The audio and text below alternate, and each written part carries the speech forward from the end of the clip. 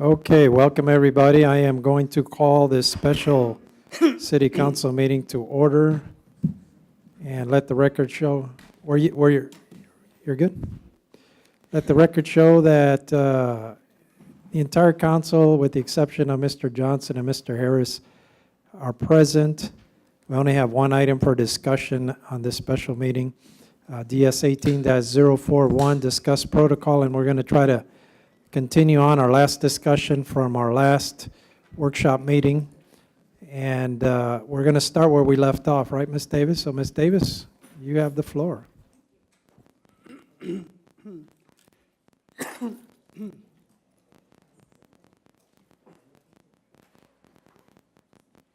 All right, Mayor and Council.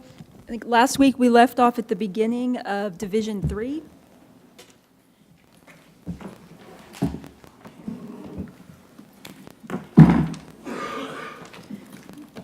Which is on page 17. And Mayor, I think what we did last time that worked really well is you just led the council through the document, and we discussed where I had inserted the committee comments and then left an opportunity for council members to bring up any other questions that they may have had. So do you want to continue going Yeah, no, that that's same way? perfect. Okay. Just got to get to my document here.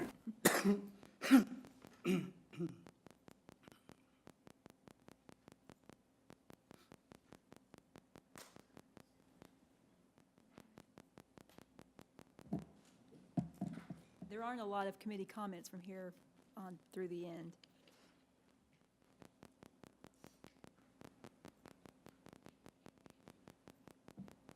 And while you're looking, let me just let everyone know that this is Division 3, which is City Council committees and citizen boards, commissions, and committees.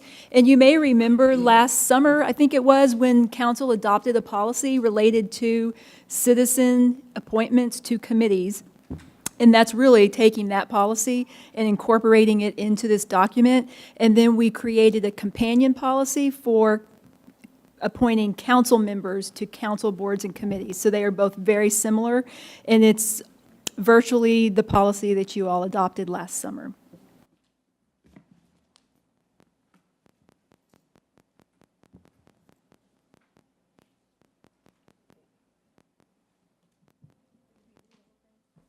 Everybody have their copy? Page 17. I'm still looking for mine, so you can continue on. I got the PowerPoint, but Is it not on your?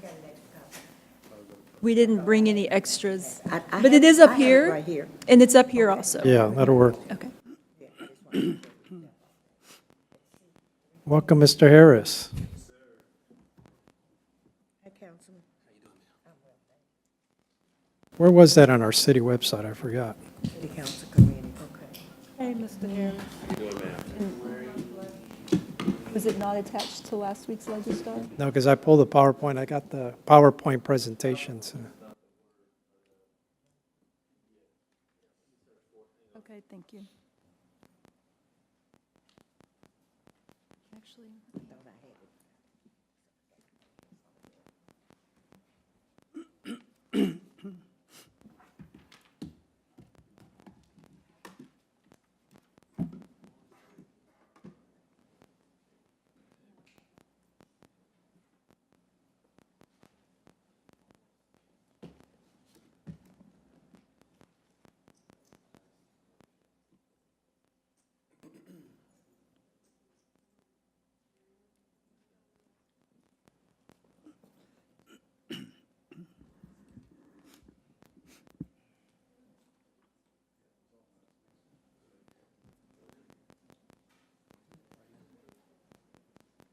Yeah, I had it last week too, but I pulled it off the site. I don't know where I pulled it off.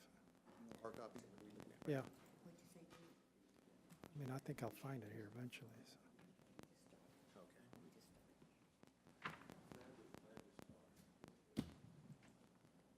well, I think they're wanting to pull it up on their devices.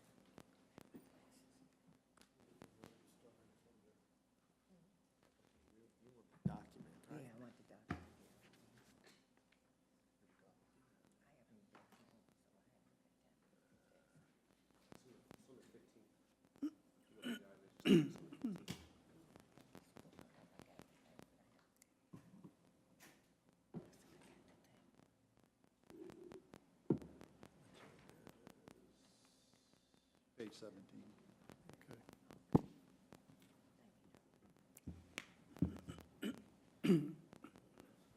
All right, so we're on Division 3, City Council Committee and Citizens Board. Got it.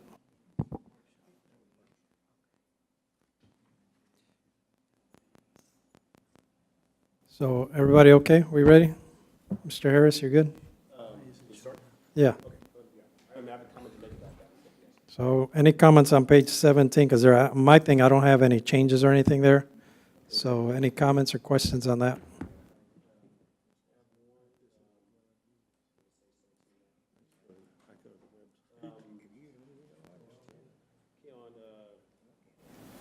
Division 310, F, as it reads, says appointments and vacancies after the annual city council election, the city council committee interest form shall be completed by each member of the city council. Following that receipt, appointments to committees will be made by the mayor with the consent of the city council as soon as practical. After the annual city council election, the mayor shall have that. Okay, and let's see.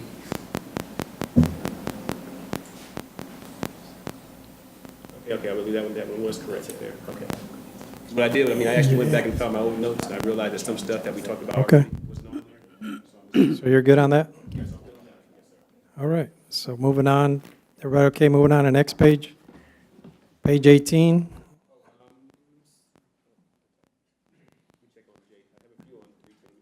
Page 18, on my thing, there's no changes, so anybody got any questions or comments on anything there?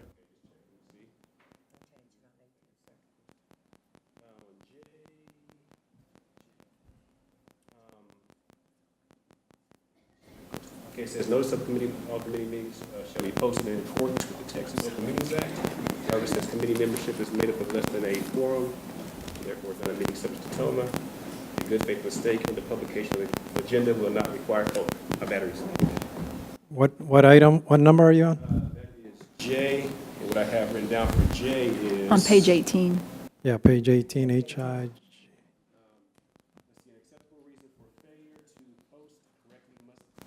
An acceptable reason for failure to post correctly must be made available upon request from mayor or individual council members.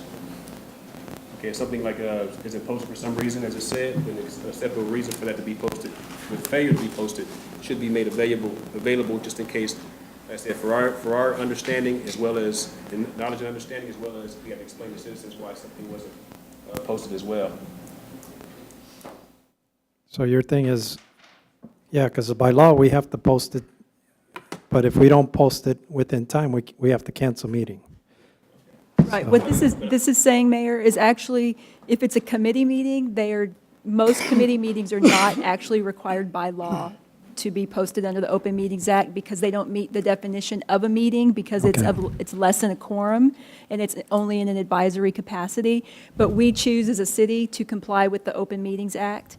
However, there have been times in the past where we've canceled a meeting because we may have missed the 72-hour deadline because of a computer problem or someone went out sick and they didn't get to post it, but posted it as soon as possible. So what this says is as long as it's a good faith effort or a good faith reason or just an honest, a good faith mistake, and that's the reason why we didn't meet the 72-hour deadline, that we would still go ahead and continue with the meeting. Because it's not required, because we don't have more than 3 council members on it. Right. And so, like I said, but if there's ever a reason, then upon the mayoral or council request, individual council member request, the reason be made known, and just in case the reason's Oh, not sure, we communicated. would always Yeah. give you that information. And that would come from the chair, so it'd probably be one of you guys that'd be on the Right, committee. because what we would do as staff is if there's that problem, we would notify the chair, this is the problem, this is the Yeah. issue, are you comfortable going ahead? Yeah, so the that chair would it have to would be make that. known. Okay, let's see. Anything else on page 18? Was there, let me see. I thought there was a 310, I thought there was a K on there. That's J. I may have put in there, oh, there it goes, right there. Okay, yes, on page 18, it says, What item? Division 310, K. Council members as liaisons? Liaisons. Liaison. And it says here, as liaison, it says, when a council member is appointed to serve as a liaison to a board, committee, or commission, the council member is responsible for keeping all council members informed of significant activities of that board, committee, or commission. The appointed council member should report the actions of the board, committee, or commission during a work session of the city council at a minimum of every 6 months for an ad hoc committee and at a minimum of annually for a standing committee. And one thing I was pointing out, and I'll just read right here, it says, if the council member is responsible for keeping all council members informed of significant activities of that board, committee, or commission, a failure to do so will be a violation of their agreed-upon responsibilities of participation. Any board, committee, or commission charter that prohibits the assigned council members to disclose information to the remaining governing body of the city will be in direct contrast and violation to the city's charter, and therefore must be modified to adhere to the city's policies or the mayor, nor any policies. The mayor nor any council members will be allowed to sit on as a member of said board, committee, or commission.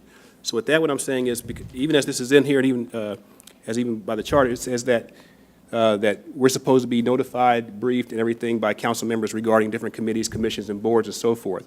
So with all the committee, with all the boards and all these things we have, we're not always briefed. And of course, it's going to be obvious. I'm going to use KDC for instance. I mean, we have a board for KDC, but we're not briefed by any council members. Okay, and it's been that way for years that we haven't received briefings. But even as it says in here, but even as it is already, even based on KDC policies, Yeah. we're supposed to be briefed on things that are going on, and that has not been happening. So we need to make sure that if this is the policy that we want to put in place, this policy will be in direct conflict with what's going on currently now in regards to some committees and commissions. Yeah, no, I agree. So- And with that said, I know that that's being updated too, not just here, but on their policy, because I think it's important, what you just said, that we're updated.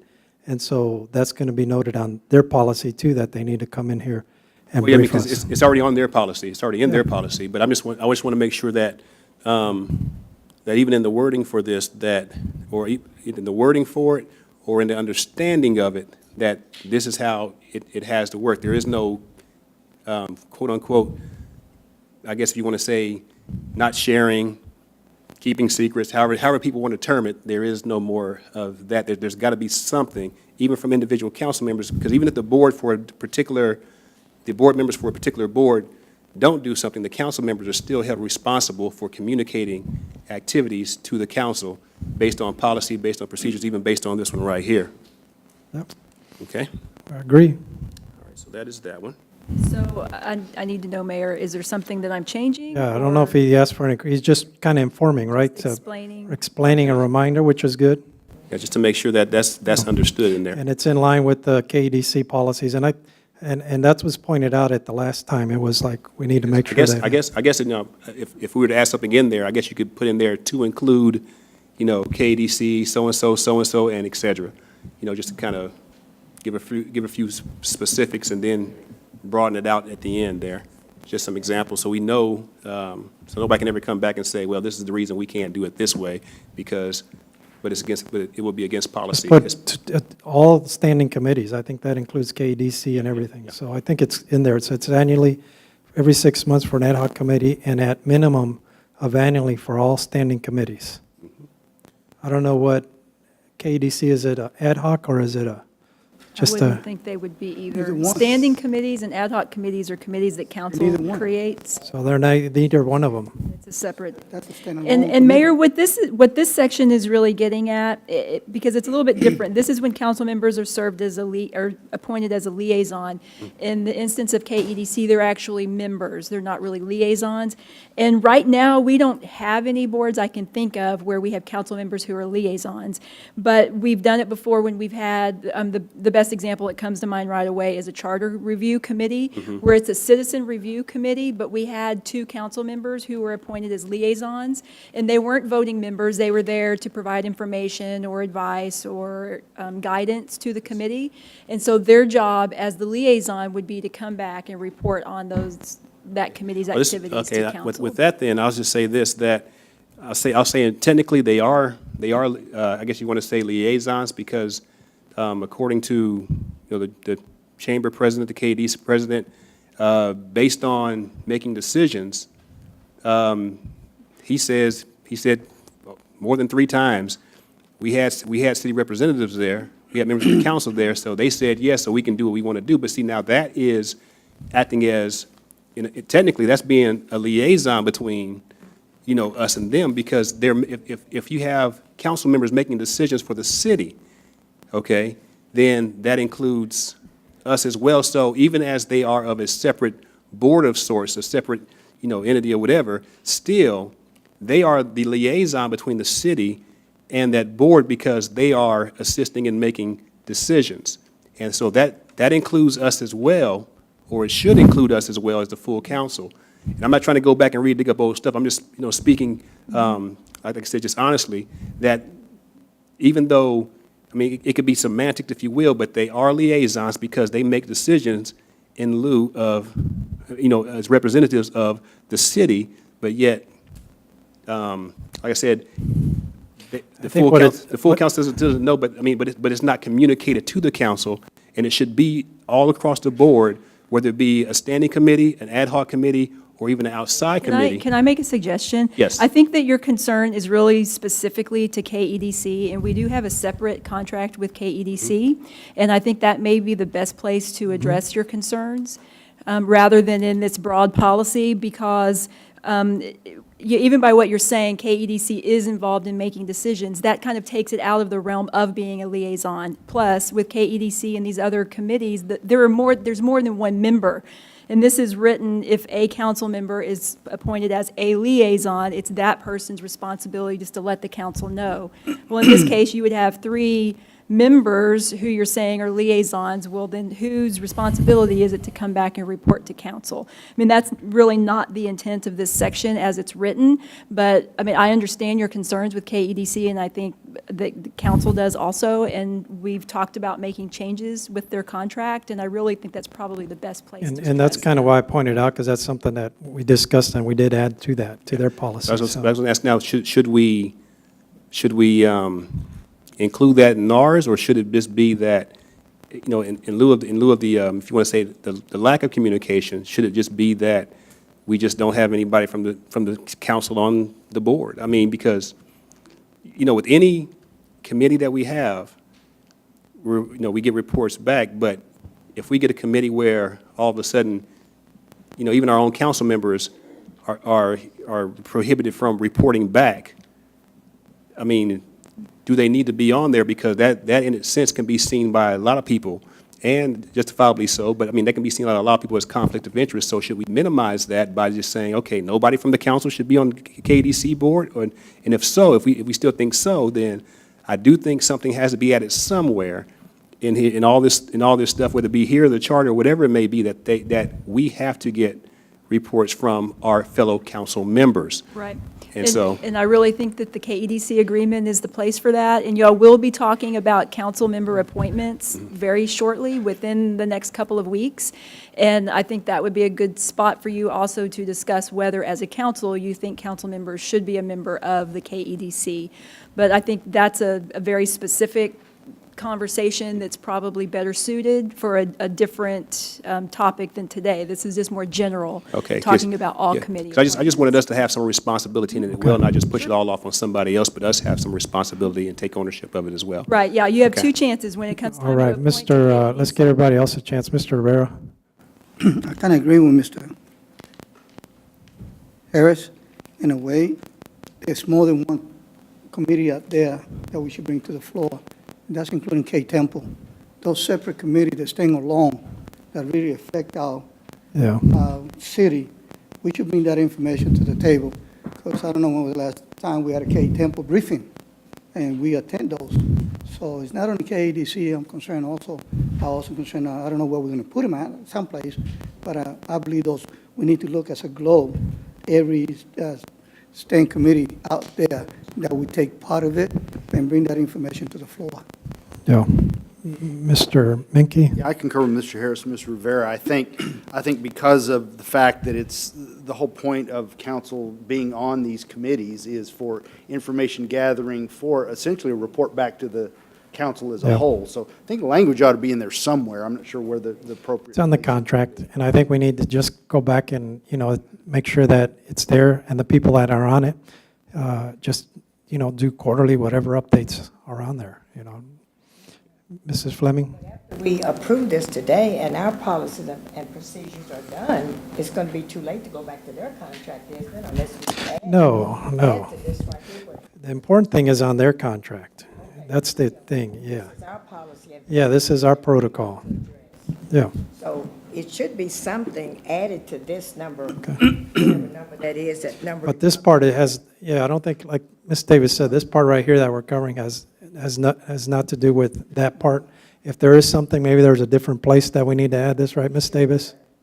Okay, how about this? So we've got on section E, you've got committee responsibilities, and that says for the committees that we create, that you are responsible for preparing reports and bringing them back to the council. So that covers our reports from our own committee. If we go to K, if we could say, when a council member is appointed to serve as instead of liaison, say member to a committee, a board committee or commission to an outside agency, the committee member is responsible for keeping all council members informed of significant activities. And then the appointed council member, I guess we should put or S, So- members should report. So where you're saying as council member, as liaison and member? I wanted to make it clear that we should specifically say KDC specifically, because we give them so much money a year, so they are responsible. And we need to make it clear in here when we approve this, Sarah. That's all I'm saying. We all are in the same agreement, but it should be written out in this. You know how you add that needs to be added to that. Okay. So, I call for a motion. And I'd like to make a motion that we do that. Okay. I wasn't finished. Hold on. I would like to make a motion that we add that to them. Okay. That's my recommendation. So what is you say you want to make a motion here? Yes, sir. What's your motion? That we add KDC to this, number K, so that we Number know K. specifically that any liaison that's on there will have to be responsible for coming back and being transparent to the full council. Mr. Attorney, how would you do that? well, I think what I just You worded read it. would serve that. It says, when a council member is appointed to serve as a member, and so this would cover the both. You're a member, but your job is also to be a liaison. So when a council member is appointed to serve as a member of a board, committee, or commission to an outside agency, such as KEDC, K-Tempo, et cetera, the council member is responsible for keeping all council members informed of significant activities of that board, committee, or commission. But what I need to know now says the appointed council members should report the actions of the board, committee, or commission during a work session at the city council, at a minimum of now here it says 6 months for an ad hoc committee and minimum of annually for a standing committee, standing or outside committee. Would you want it annually? Almost every 3 months. Right, you still got it. We're still working on your motion. Annually, Okay. they should report to us annually. So that's your motion right there. So the motion is what she just said. Second the motion. We got a second. So any further discussion on this? Mr. Harris? I was just saying, instead of annually, I would actually go with either every quarter. Well, we have a motion on the Need a floor. motion to Okay. amend, And a to second. amend the motion. Okay, but I would like to amend the motion to, instead of saying annually, every quarter. Yeah, I don't even think they meet by once a quarter, so. Yeah, yeah. Mhm. So, All right, yeah. so we got a amendment. First, we got to hear the amendments. Is there a second on the amendment? Mr. Johnson? Okay, now, any comments on the amendment? Mrs. Nash King? Yes, sir. On Ms. Davis, with section 320, this is an amendment.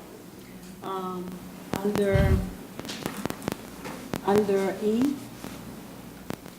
you have all the different boards and subcommittees, like Animal Advisory Committee, Art Commission, Community Development Advisory Committee, Killeen Economic Development Committee, Killeen Sister City Planning and Zoning Boards, and Killeen Temple. Is that for, I guess my amendment would be, if not just only for EDC, all, as Mr. Meekin and Mr. Rivera and Mr. Harris stated. Other than that, everybody should report to us. That would be my amendment, not just EDC, all committees that's on here They all should report to us. And that's already included under E. Committee responsibilities already has that reporting. Back to why I put the amendment, because it's already there. But that's all I want to say. It's Okay, already- so we had a motion and a second on the amendment. All those in favor of the amendment, raise your right hand. Opposed? Motion carries 6-1. Now we're back on the motion, so the motion is what?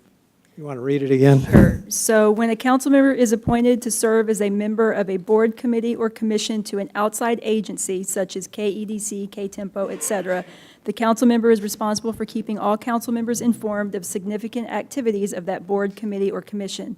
The appointed council members should report the actions of the board, committee, or commission during a work session of the city council at a minimum of every 6 months for an ad hoc committee, at a minimum of annually for a standing committee, and at a minimum of quarterly for an outside agency. Is that all right? Everybody got it? All right, all those in favor, just raise your right hand. Motion carries unanimously, so we got that one. We're still on page 18, so anything else there on page 18? All right, let's go to 19, page 19, FGHIJKL. There was nothing that was, Mr. Kilpatrick. Thank you, Mr. Mayor. Understanding and a clarification on item J. My interpretation of that is that on a board, a commission, or a committee, there will be no abstentions in effect. You can stand down if you have a legal or a conflict of interest, but you will not abstain. Your abstention vote, if you do not vote, your vote will be counted as a negative vote. Correct. So Just as with the council rule that y'all considered last week. that every motion, unless there's a legal reason to step down from the council, while discussions and everything from that are conflict of interest, then a council member must vote, or if they refuse to vote, their vote will be a negative. Right. This Okay. section is actually in the citizen committees, and that, the part that applies to council was in Division 1 that we talked about last week. So that's taking that rule for council and then also applying it to citizen boards and committees. That way, it's the same rule across the board. Okay, that's all I wanted, so that but when we do represent the city on committees, or standalone committees, that our protocol would say it's the same thing. Yes. You must be accountable for a vote. Very good. Thank you, Mr. Mayor. Anything else on page 19? Moving on to 20, we're doing good. We got MNO and then section 330.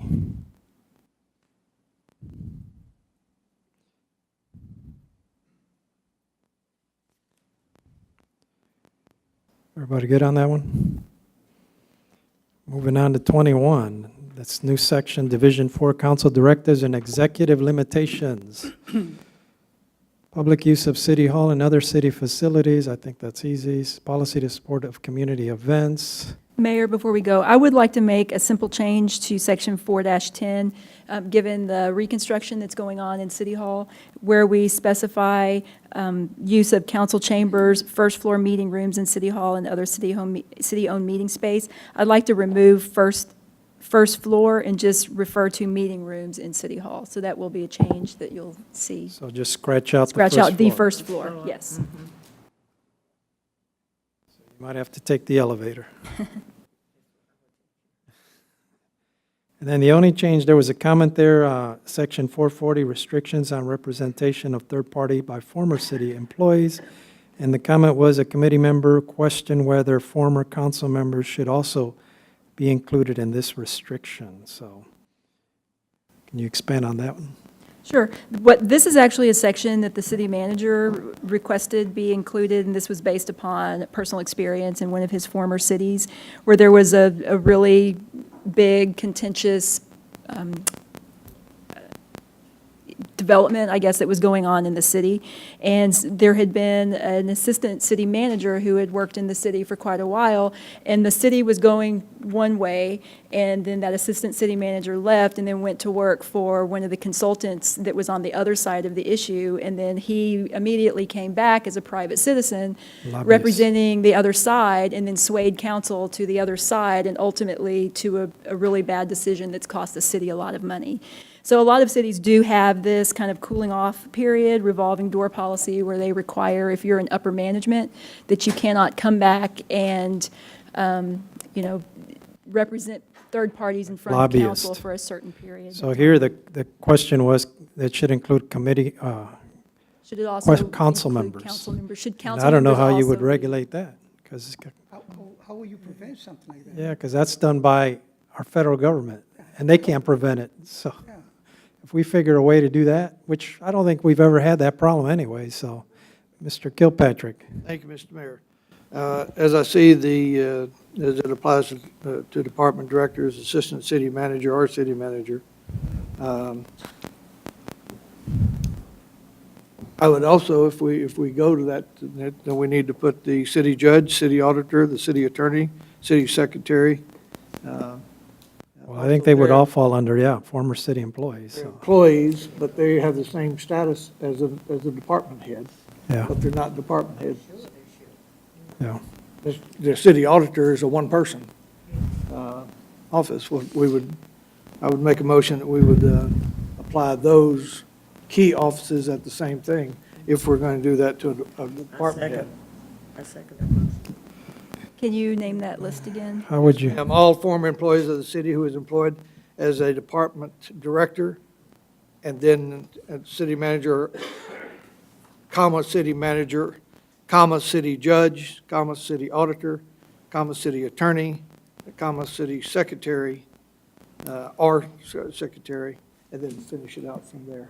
Okay. Is it okay if we leave out, we don't need to mention city attorney specifically, because I am also a departmental director, and so would already be included in that If you're a title? departmental director, right, it's categorized as our classification.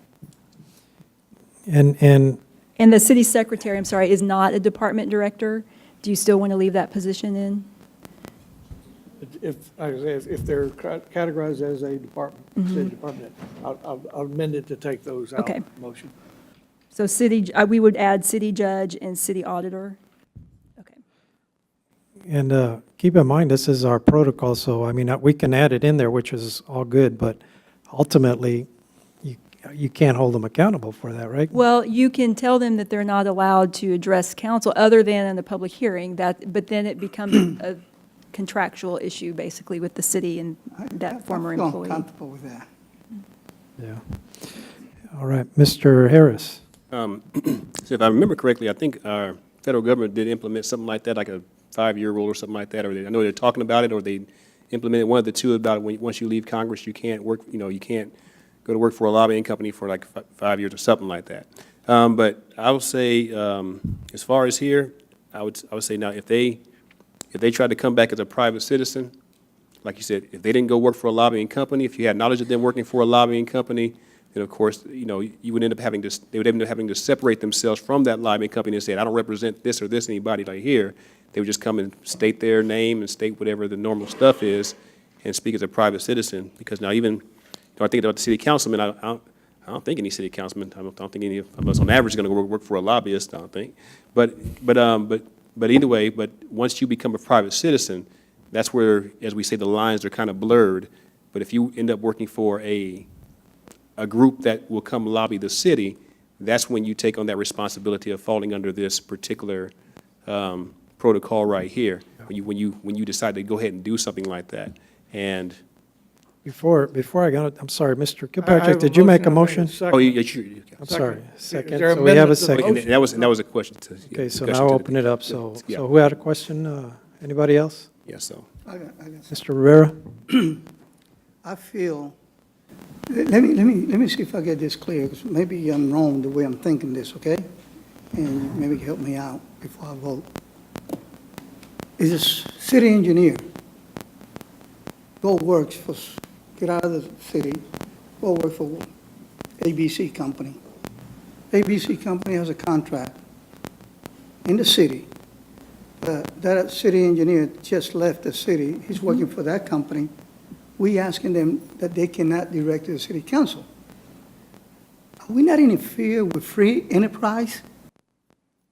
Well, I'm sure that would be the city engineer's argument, but it is council's right to put in this rule if that's what you choose. But I know the intent is not the city engineer coming in a new job, maybe representing a plat or a zoning request in front of council. The intent is the larger projects, but unfortunately, it would sweep up those smaller projects such as you just mentioned as well. And it's council's decision. All right. Anybody else? So we got the motion. Can you clarify the motion for one more time or repeat it? What was the motion?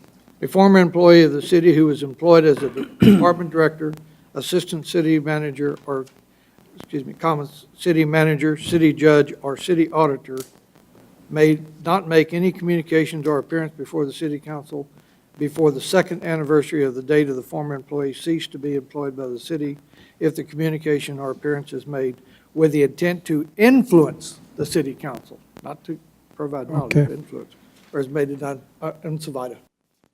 All right. So all those in favor, raise your right hand. All right, motion carries. And the word influence is the one that really got me triggered. Influence. All right, anything else on page 21? Yes, sir. Mr. Harris. 4-20. When it talks about policy for support of community events, the city manager should develop a policy providing for the annual support of the community events listed in section 280. Such support shall be in kind, non-monetary, and subject to available funding. The policy shall also provide guidelines for supporting other events not listed in section 280 in a manner that will recoup the city's cost.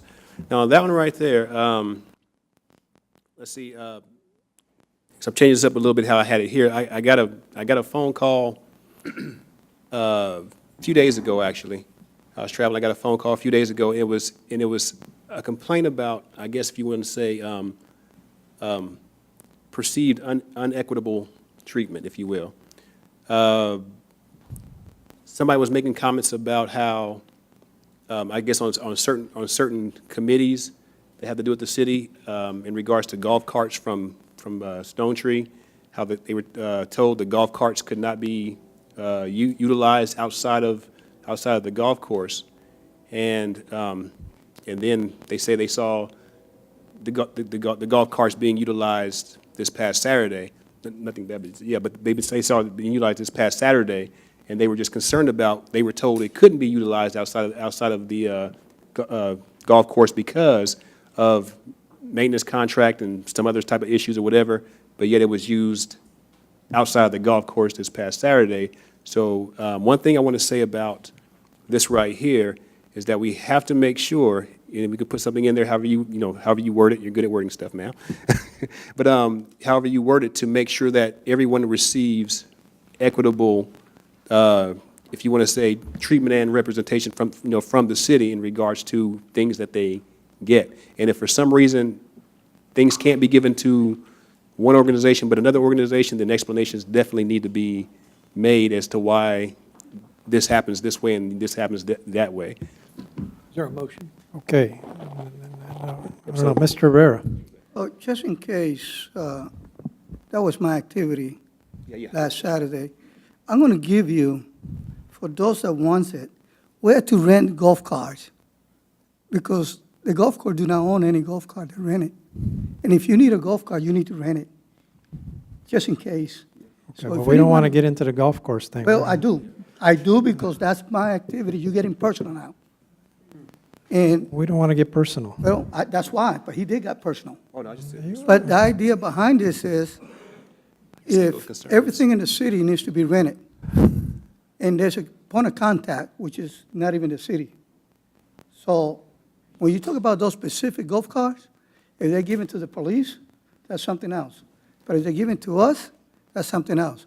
So Those- everything, so the question is, everything okay? Question is, those golf cart in the golf course, they are rented, and if you need to use golf cart, you need to rent it, like I did. All right. Any questions on 420? Everybody had a chance. Mr. Menke. I had one question. So the language in here right now is as it's currently in force, is that correct? No, this is new It's language. strictly all new language, okay, because Yes, this it section talked is. about shall develop a policy. I didn't know if we had one in place already. Not This is all And we're- Okay, this is just a start from scratch. It's under development, but it's not Okay. complete. Okay. Thank you. Mr. Harris? And, just like I said, apologize, I wasn't trying to get personal, I was just echoing citizens' complaints. But they did try to rent as well, and they were told they couldn't rent. They were told actually that they could not come away from, We don't want to get into the details of it. That's Yeah, not the place I mean- here. We're just talking about 420. right, but I'm just talking about just making sure we cover that area of equity. Anything that falls under the city as far as, like, even if it's a golf course and they can rent out golf carts, then we need to make sure that if it's part of the city, that it's dealing equitably with all the Yeah, all the And that's, people. that's the intent of Yes. developing the policy. There will be a list of services that we can provide in the fee, and the fee is directly related to recouping the city's costs. That way, we're not out anything. So that's what the policy will include. okay. Thank you. Anything else on page 21? Mr. Mayor, Mr. Kilpatrick? we discussed it last week, but 4-50, that, we'd already discussed that in section 1-90-D. that it would Right, and read the same. I think I had originally explained that there are some provisions that are duplicated because depending upon the title, some people may look for them differently. So it's duplicated language, but in multiple sections, just to make it easier for the user to find And it. it will be changed to read what we did in section 190 or subparagraph. Okay. 22. Anything there on the bottom? It says 4-120, Directive to Develop Economic Development Policy, added at the committee's request. That one's already been done, right? We're still working on the economic development. Yeah, that's what I mean. It's, that one was noted, in action was taken on that one. And then Directive to Develop Street Maintenance Policy. We got something on that going too. So both of those items, action was taken on that, and we'll see something here pretty soon. Anything else on 22? 23, executive I had one limitations. 22. 22, I had a 4-70. And it says delegation of authority to determine purchasing method. And it says chapter 252 of the Texas Local Government Code allows the governing body to determine that an approved method other than competitive sealed bidding provides the best value for the municipality. The code also allows the governing body to delegate that authority to a designated representative. The city council hereby delegates its authority to determine which approved purchasing method provides the best value for the municipality to the city manager. And I guess my question on here is, what if some council members disagree with the city manager's opinion? And that's just a question. What happens if some city council members, or even a majority, disagree with the method? Then what? Because we're delegating our authority, so that's going to kind of. Sure. Well, that would be a surprise for one thing, because I don't think we've ever had one single council member ever disagree with the city manager's recommendation, so it would be a surprise. But if he did, the time would be for council to correct that action would be when the bid comes back to council for approval, because in the background section, it'll say that it was determined that an RFP was the best method because it allows us to negotiate with the bidders, that sort of language. And then if you think, looking back on that probably wasn't the best idea, then at that time, you could direct the city manager and go back and rebid using a different method. Okay. All right. Thank you, ma'am. Sure. Okay. Next page, 23. Anything on there? 23, we got global executive constraints, treatment of customers of city services, treatment of staff, and then financial planning budget. Any questions on that? Everything looks good. Mr. Rivera.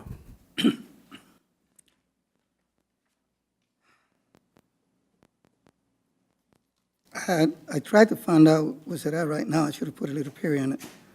But yes, this right here, this session is very, very important when we address our staff. We need to keep in mind that staff did not work for us. That staff worked for the city manager. And sometimes we speak to those staff like they were kids, which they're not. They got to be very highly respect for those departments that come in front of us. And that has happened many, many times in the past. So hopefully, this will take care of that situation. Make sure we got respect for those departments. you want to add something in there? Because right now, that whole section, Can't see where, that whole section has to do with the city manager, and what you can do is say, city council shall treat. at least dress those department heads.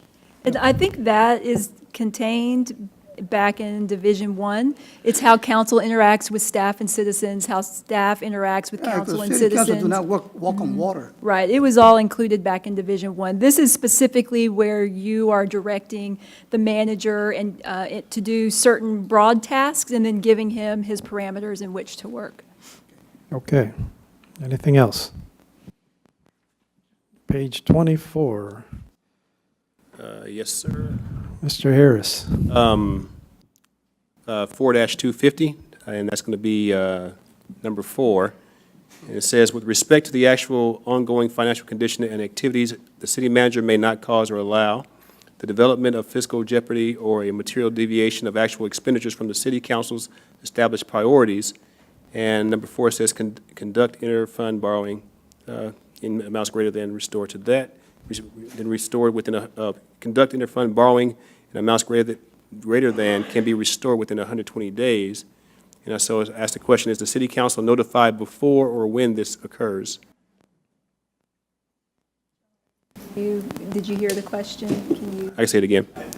sorry to, Okay, yeah, number 4 says on section 4-250, number 4, it says that the city manager will not conduct inter-fund borrowing in amounts greater than can be restored in 120 days. Let's see, was it? I'm trying to think, there a charter. 4-250, what is it? Yeah, 4-250, number 4. Number 4. That is in there as it relates to grants. The city receives reimbursement grants, and we have to incur the expense, and then we submit for reimbursement from the grantor agency. And so whenever that happens, it's always assumed that the general fund has loaned, if it happens in another fund, that fund the money until the proceeds are received from the granting agency. Okay. So that's just saying that we wouldn't do that more than 120 days without receiving city council approval. Okay, that's what we're, okay, thank you, sir. All right. And let me see. Next page, 25. Anything there? No major changes on there, nothing scratched out. Emergency city manager succession, compensation of benefits.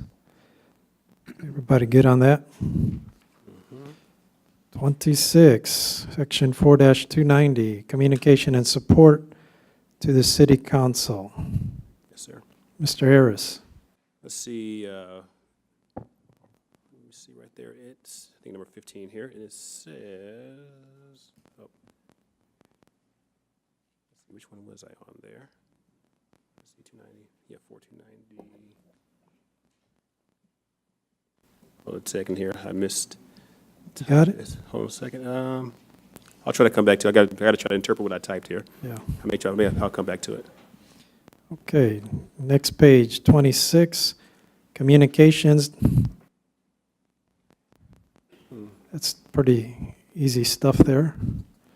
Nothing major there. Page 28, social media. Oh, yeah. And that social media is section 540, the change city council participating in social media relating to city business shall use their real name. I think we had a discussion on that, which is being truthful and transparent. So, Mr. Harris? I asked something on that one. I said, on that one, let's see, yeah, for that was 540, yeah. And on that one right there, when we talked about the social media portion, I think, like when we discussed that, we were talking about, I put in my notes rather, if media sites have, means of using handles, like, the Killeen Daily Herald, you can get a handle on there, you can, you get a handle on different sites and so forth, then honestly, I don't think it would be, because if we're acting as a private citizen, okay, now we're council members, and I guess there's that thin line between council member and private citizen. not so thin. Yeah, I know, but yeah. let's see, so, like I said, I'm just throwing it out there. Basically, I wouldn't see any problem with using a handle, but at the same time, you know, I guess I'll say I'm bold enough to use my real name as well. But handles, I don't have anything against, and, because sometimes I think that is, sometimes I think it's a good way to do some things. You know, nothing bad, but a good way to do some things. But at the same time, in situations where I want to use my real name and let people know who I am and why I'm saying it, then I have no problem doing that. But in the same time, as like I said, sometimes using handles are better in some cases. So I almost want to say, I just say use best judgment to utilize, you know, your real name or a handle. Well, You know how I feel about that. I do, We've I do. had you this got to use discussion. your name. You got to be transparent. As much as we talk about it, I don't see no problem with that. You got to know, people got to know who you are. And just from a Public Information Act standard, I mean, the Attorney General has come down hard on some councils and council members who are participating in social media, either under their regular name or under a handle, and where you get the walking quorum issue. And plus, we are required under the Public Information Act to maintain the records if there is a quorum of council having a discussion of city business. Oh, yeah, that'd be. And then the that'd be, yeah, danger is if you're using a pseudonym and then you may have another council member using his or her real name, interacting with you, thinking he's interacting with the citizen, and then now thinking that they're safe, but now they're not because you are a council member. Or a handle. So- No, so yeah, that's a I concern. understand, I understand, yeah, that I Have a agree with handle, on you that have a part. handle. We all have handles, and we got a quorum going on in there. I love handles, no, just kidding. All right, so that one stays the same. We ain't messing with that one. Okay. Mr. Mayor, And Mr. Kilpatrick. would request under that we be, each council person be given what are those retention requirements? If we're going to put this in the policy, I don't know how long I have to retain a post that's on my page that I didn't post, but somebody did post on my post. I didn't respond to it. I didn't do anything to it. But if I'm now, council members will maintain posts to social media sites relating to city business in accordance with records retention law. I think we all get posts at different times by a citizen who says, yeah, that vote on the solid waste was da-da-da-da-da-da-da. I didn't solicit it, I didn't reply to it, but according to this, then I have to retain that post. For how long? 6 months, 3 years, 12 years? That's forever on Facebook. We must know what the law says now. Okay, For each I can send you individual of those something. categories. Thank you, Okay. Mr. Mayor. Let me see. I do have another one above that, but I'll go back to it. I missed one above that too, yeah. Go ahead, Mr. Harris. Oh, I was gonna say, I missed one above that, section 5-20. Actually, accidentally missed that one. Let's see, and that is A? 5-20, Yes. And that's gonna page be- 27. That's going to be A. And it says, city staff will make all meeting notices, agendas, minutes, and supporting documentation available to the city council and to the public via the city's official website. And what I have written down there is an adequate summary of information on agenda items in council member packets and public postings. And I have written here lately, we have had some agenda items that gave a topic of discussion, but no information on the exact content of the discussion. Council members found out what was actually to be discussed when we arrived at the meeting and have no time, if necessary, to adequately prepare for the discussion. So, and that's something I've been noticing lately. We have things that we're going to talk about, but there's no information about it whatsoever. No attachment, no nothing. We just know this is the topic, so we come in not knowing what to expect. But then at the same time, we're not prepared to ask questions. We're hearing stuff for the first time, and so I think that we need to go back to having that information present. And if it's not present yet, we need to make sure that it is ready to be given to us before we actually post it like we need to, because I think we need adequate time to look at that stuff. And because by the time we get exposed to it here, then you have a week to go through and try to read it again, formulate your questions, and then by the time you get to the council meeting, and of course, you want to try to have most of your questions answered, but that makes it a little bit more difficult because of the time frame. So if we had the agenda items as early as possible, or we had the information as early as possible, I think that would make it a whole lot easier for us to come in more informed and ready with more, with more questions that we can get answered here initially than having to go back and try to keep bothering y'all during the day and so forth. And this is a real good one, and I think we need to talk about this one because the challenge is, we want to do that. We want the council members to have all that information. The problem is that sometimes, the information out there, when we put it out there, it'll get to everywhere else before it gets to you. And so when it gets out there, things may not be necessarily true. It's not been presented in the way, it's just a presentation. So we're forming all these crazy opinions. And so we need to figure out a solution to say, okay, we want to give you this stuff up front first. The city council is the first one that should receive it. Otherwise, what happens is if you receive it, because this has also been a complaint, everybody else got it. And among this council, everybody else got it before we got it. And so that's the dilemma. So when we post it out there, you got to keep in mind, it's going to be out there before you get it. Because by Thursday, and it might be in the media on Sunday, and it might be something already, assumed, whether correct or not. And you haven't even discussed it until Tuesday. And so that's kind of the dilemma that we got to discuss and figure out, how can we do that? How can we make sure you get the information? Because it'll be posted on Thursday, but then assumptions will be made out of it before it's even presented to you. So that is kind of why, like the last one we did, he wanted to give it, but he says, I got a PowerPoint presentation, but it needs to be given and presented, not just given based on assumptions. So, I was just going to, I'm sorry. Mr. Rivera. Mr. Mayor, that's a good point, and I'm going to reinforce something. One of the things that really in the past, and I hope you take care of it now, like you said, is getting the information the same day. Yeah. And I hope you come out with something that we get that information, because there's just a lot of situation in the past where we get a situation right there in the spot. Well, this one, it's probably a good one to stop because I think we're going to have another meeting. In the next meeting, this is one that I know it's important to the city manager and figuring out how we're going to do this so we can continue the discussion on this one. We may have to have, as you can see, my assumption was we were going to probably finish it, but I think this is an important document for the city council, and whatever time we need to take, that's fine. But the reason that we did special meetings is because we also got to do city stuff, and I know this is important, but this has to deal with us, and so we don't want to take time away from the citizens, things that they have, and present and all that. So we may have to call another special meeting just to continue the discussion, because we've had some very good discussion, and I appreciate you guys, everybody being here, because this is great. And I think that no matter how the debate, whether you agree or not, I appreciate you guys being very respectful of each other, and we're moving along. We're making great progress. We've been doing this for 4 months now. So I think we're going to have some progress here. But with that, I'm going to call this meeting to adjournment.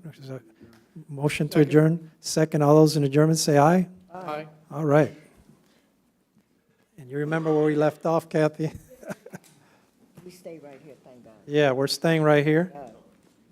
So I'm going to go ahead and call the City Council workshop to order for Tuesday, June 5th, 2018. Let the record show that the entire council is present, even though, there she is. She's coming getting her coffee or water. So first thing is items of discussion are DS items, DS 18-042. Discuss agenda items for regular city council meeting of June 12, 2018. And first thing on there is our minutes, MN 18-012. Consider minutes of regular city council meeting of May 22nd, 2018. Any questions or comments on those? Oh, and I'm sorry, yeah, we're not all present. Mrs. Nash King had to step out, so she had to leave, so she's not here. Everybody else is. So any questions on MN 18-012? Seeing none, we'll move on to our resolutions. RS 18-039, consider memorandum resolution approving the investment report for the quarter ending March 31st, 2018. Mr. Locke, welcome. Thank you, Mayor and City Council. Valley View Consulting is the city's contracted investment consultant, and Susan Anderson is here this evening to provide the investment report for the second quarter.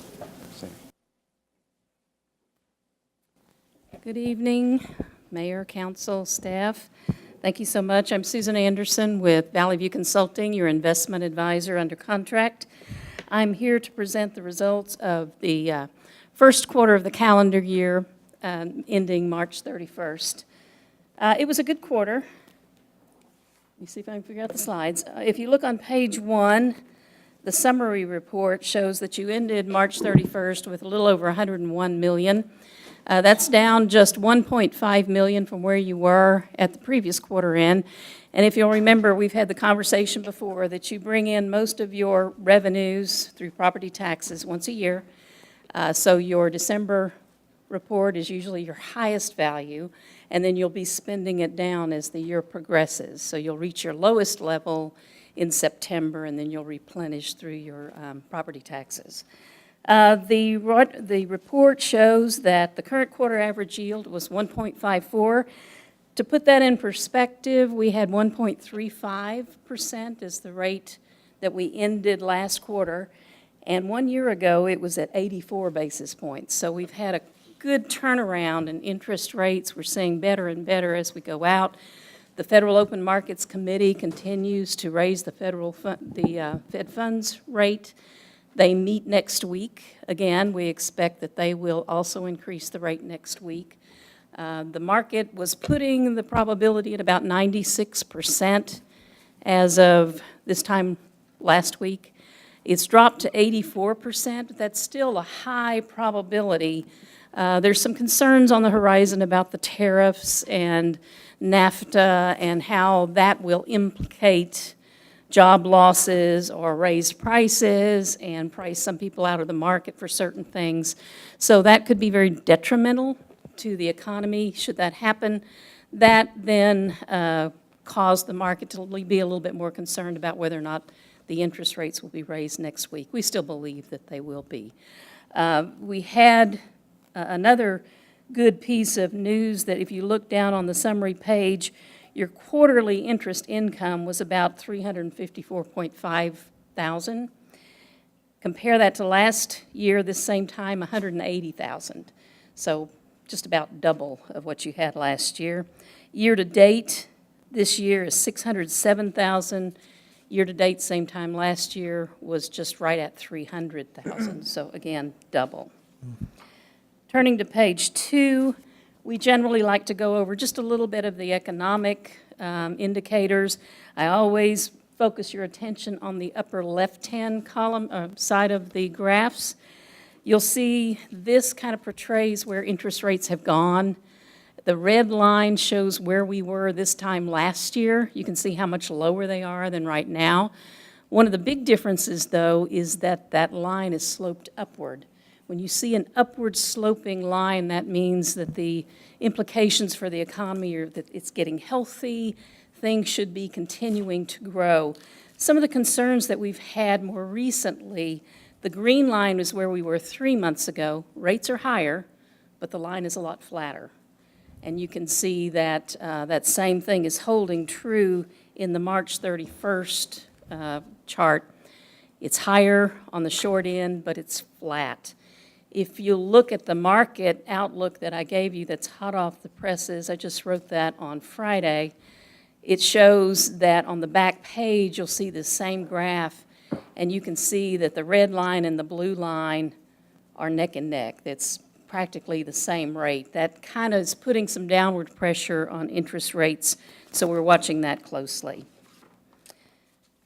The next page, page 3, is your investment portfolio. I always tell you that as the governing body, this is the page you should pay real close attention to.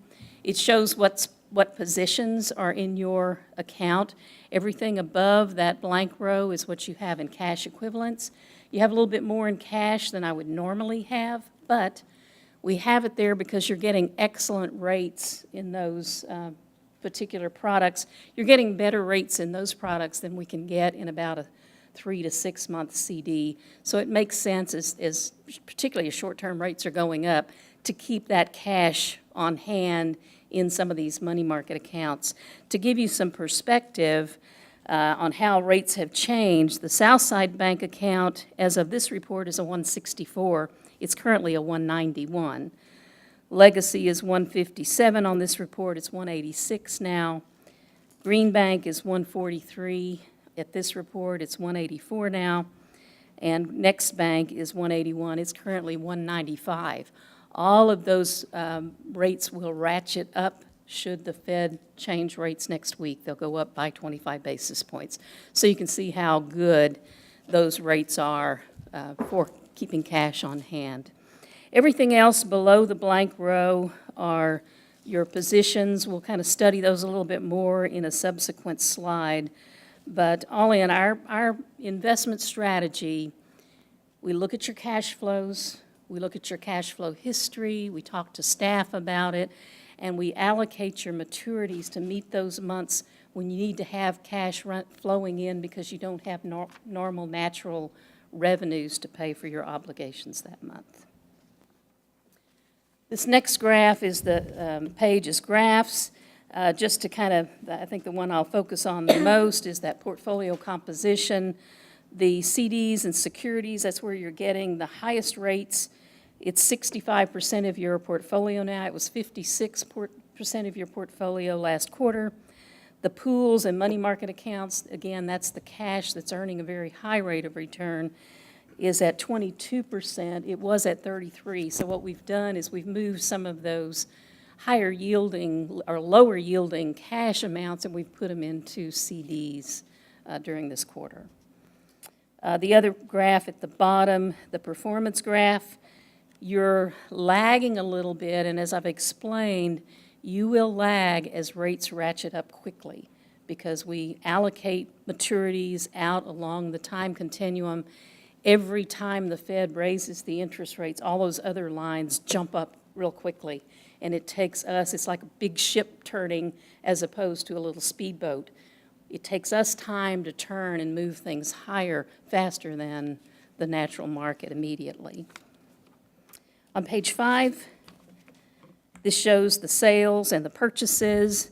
We reinvested all of your maturities plus some. We had some excess and we were able to put it to work. We did 3 of the investments, the $2 million, the $2 million, and the $3 million that you see under the purchases column. We did those in January.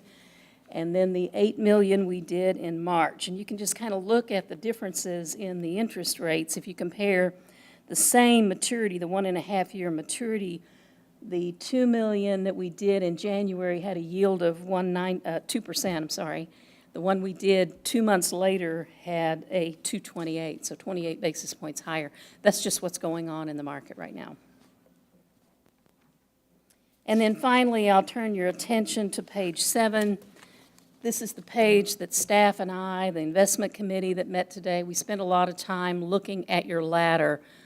The best we can do for your portfolio is to keep that ladder in play where we are having maturities scheduled to mature when you need the cash on hand. And we've got everything laddered that can be laddered in your portfolio while still taking advantage of some of those high yielding money market accounts. Now, I did caution staff today that one of those accounts, Next Bank, that's currently paying a 195 and it'll ratchet 25 basis points. That bank has notified us that they've reached a cap on that. They don't want any new deposits. So what that means is if they withdraw from that particular account, they won't be able to go back in it. Since that's the highest yielding money market account, I kind of cautioned them, let that be your cash of last resort. Draw down everything else before you start tapping those funds because you won't be able to go back in and take advantage of that product in the future, at least for the near-term future. Any questions? Questions? Great job. Thank you. We're always glad that we're making money here, so. Yes, you are. Mr. Menke. I did have one question. Is the general markup on these CDs standard? In other words, there's really no markup like you see commissions on the other end. What we do, When we go out to shop for CDs, we probably advertise to about 30 banks all across the state to let them know how much we're looking to invest and the maturity terms that we're looking for. Then any bank that has an appetite and wants to give us an interest rate comes back to us. And we usually get, I think more recently, we've been getting about 9 to 10 of those come back with rates, and so we just compare them. So it's a very competitive process. What goes into the decision from the bank side of the desk as to what kind of rate they want to offer us is not really marked. These are not brokered CDs. That may be what you're thinking. A brokered CD has a markup. We go straight to the bank, and they figure out what their need for cash is. They give us an interest rate that they think will be competitive. But there'll be normally a cost involved in just processing it to us. That's why I didn't know if any of that was negotiated or. It's all net, yeah, it's all netted in, and it's purely competitive. Okay, thank you. Anybody else? All right, thank you, Ms. Anderson. Next item, RS 18-040, consider memorandum resolution electing to be eligible to participate in tax abatement and reestablishing the North Killeen tax abatement guideline and criteria. Dr. Shana, welcome.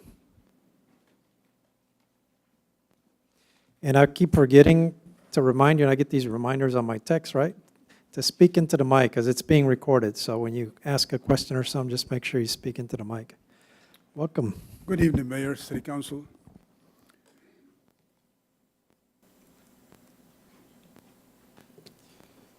In order for the city to continue to offer tax abatements and other incentives to revitalize North Killeen, we need to re-adopt an ordinance that was adopted a little bit over 2 years ago. In September 22nd, in 2015 was when the ordinance was adopted. City of Killeen at that time decided we need to reinvest in North Killeen by giving these incentives and therefore improve the conditions, improve the development, improve the revenue eventually as well. The readoption of the guidelines and criteria does not limit the City Council's discretion in determining whether to enter into other tax abatement, nor does it create any expectation of approval by an applicant. The readoption of eligibility guidelines and criteria for North Killeen tax abatement will not have a direct impact on the city's finances or fiscally immediately, meaning to say the adoption itself does not cost any money. However, it will be open to investors to come to North Killeen, and then they can apply for these investments, and at that time, the council will decide whether to grant them these incentives or not.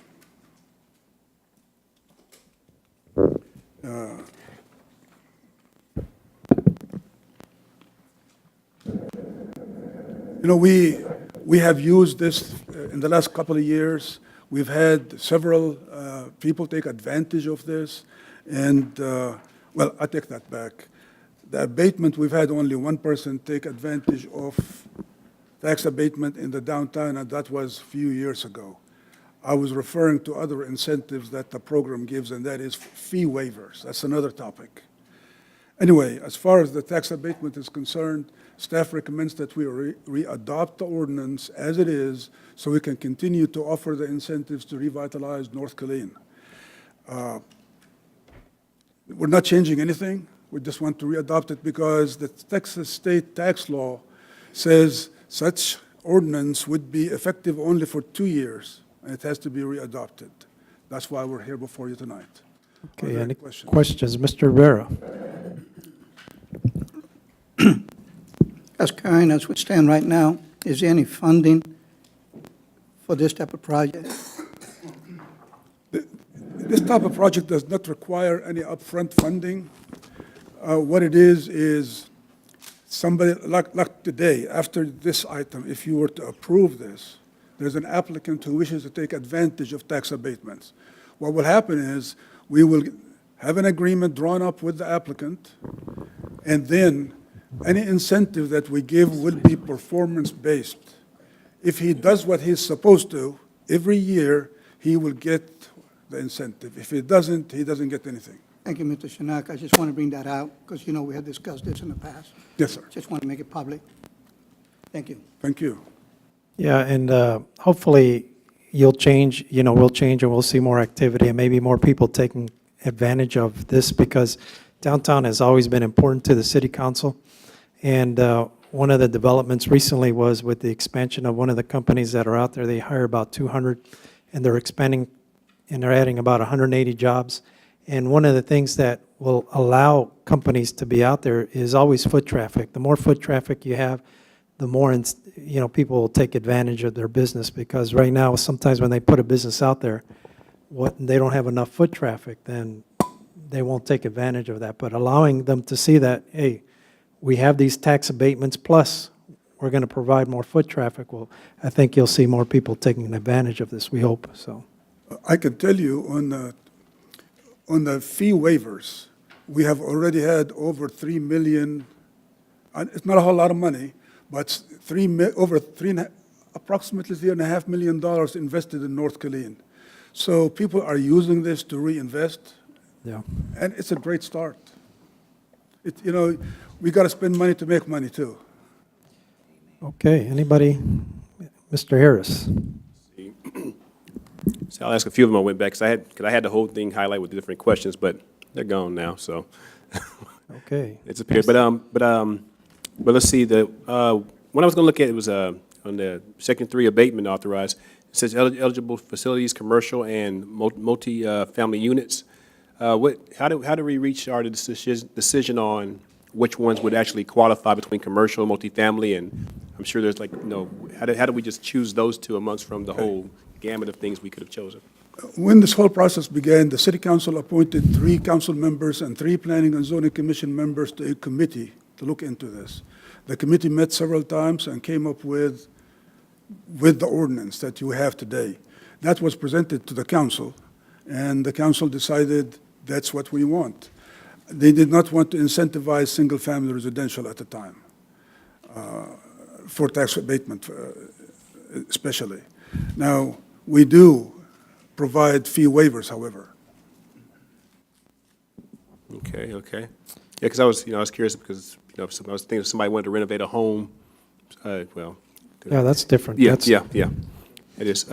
Let's see, and then we have minimum standards, and it says the project is a minimum increase in property value of 150% for construction of a new facility or 25% for expansion or renovation of an existing facility. Still leaving?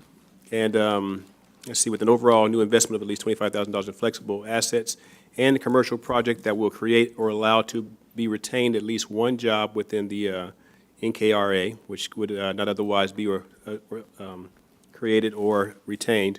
Let's see, with the one job requirement, I guess, and I know there are people who have their their own businesses and they work out a certain. But even with that is, I guess I'm looking at the one job requirement. Actually, should it be one job or should it be higher? I mean, Well, if we're looking for some type of monetary or economic, some small economic impact, or I'm not speaking against anybody who's just their own selves, doing their own job, but you know what I'm saying? It's kind of. At the time, this was discussed by the Planning and Zoning Commission, by the committee and the council.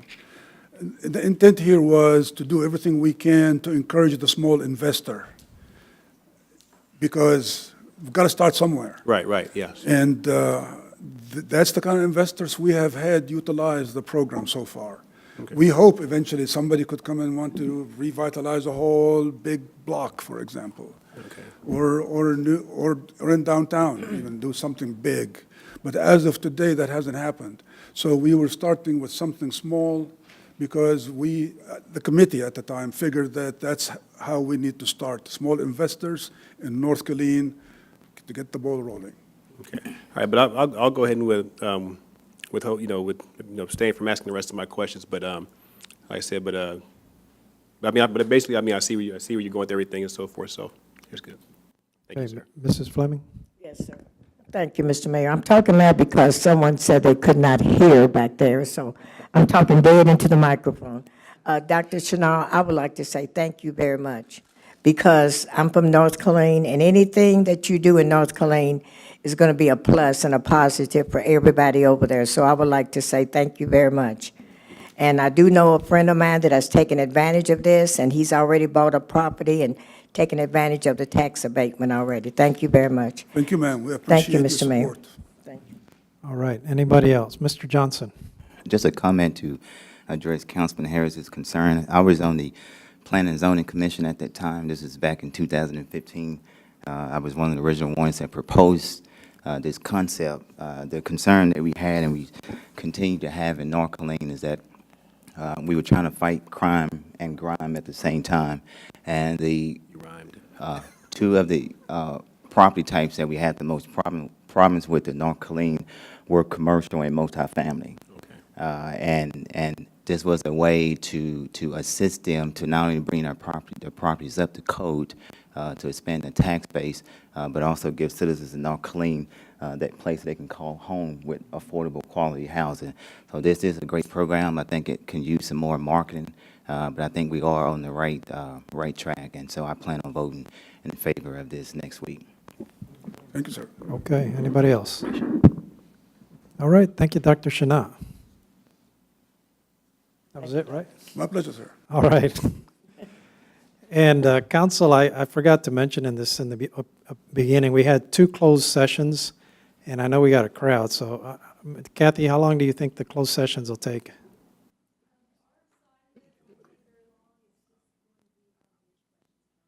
And we have an attorney here who we pay by the hour. 6-minute increments or something. So what we wanted to see if it, we can do the closed session and then continue on with these other items. But there is a lot of people. That's one of the concerns. Okay, I just wanted to put that out there. Yeah, because we don't know, and it's hot out there. And that's the other thing, so. We'll continue on, so. Moving on, RS 18-041. Consider memorandum resolution approving an application for North Killeen tax abatement from 1302 Harris Killeen, PGY Investment LLC. Dr. Shana. Thank you again, Mayor. This is somewhat of a continuation of the first item. We do have an applicant right now that wants to take advantage of the program. Assuming you re-adopt the guidelines, we will say that that the criteria for tax abatement are effective as of 12 June 2018. The registered agent, Mr. Paul Yesbeck, of 1302 Harris Killeen PJY Investments, filed an application for tax abatement. The property is a multi-residential property with 46 units, and a management office within 6 buildings.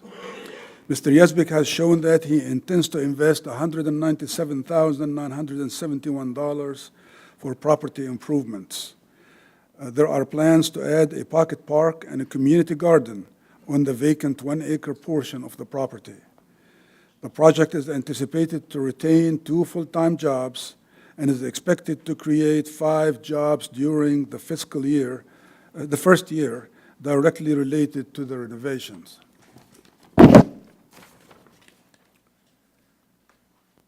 The assessed value of the real property was $614,880 in 2017.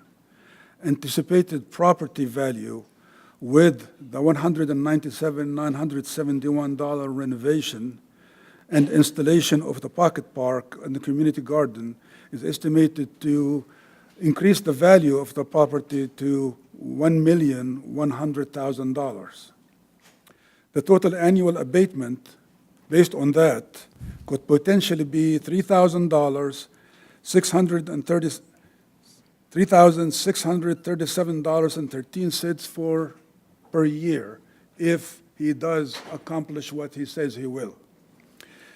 During the 5-year term of this abatement, it will be a total of $18,187.15 for a period of 5 years. Again, this is the maximum that we can offer, is 5 years.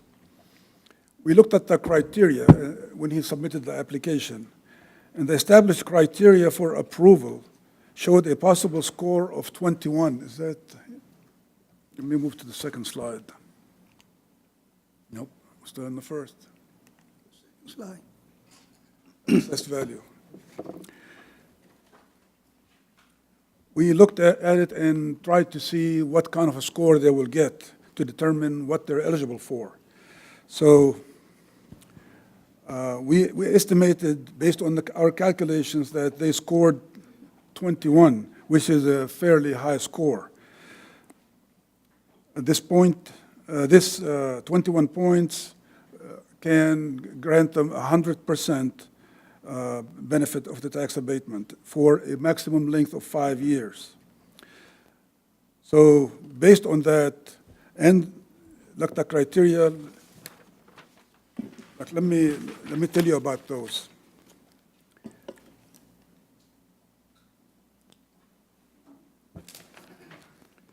The dollar value improvement. It says in the criteria, if it's over 150,000, they will get 9 points.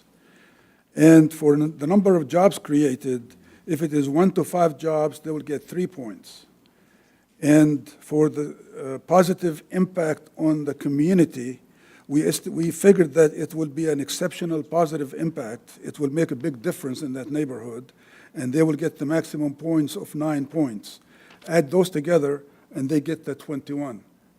And therefore, they're eligible for 100% abatement for 5 years.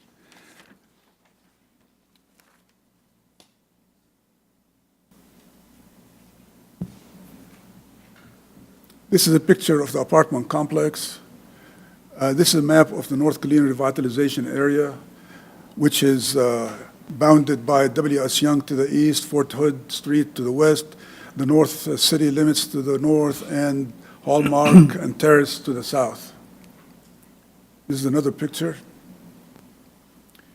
Staff recommends that the City Council approve a resolution approving the application for North Killeen tax abatement for 1302 Harris Killeen PGY investment and authorize the city manager to execute the agreement.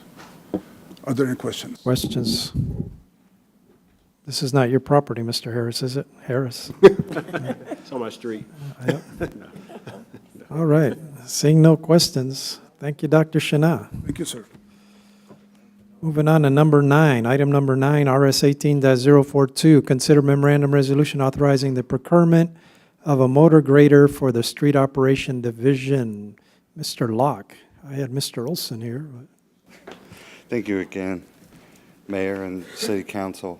The motor grader is an essential piece of equipment for street maintenance. Historically, the city has purchased the motor grader through a 3-year buyback program. The way that the program works is at the time that the city purchases the motor grader, we enter into an agreement with the vendor to buy that piece of equipment back at the end of a 3-year term.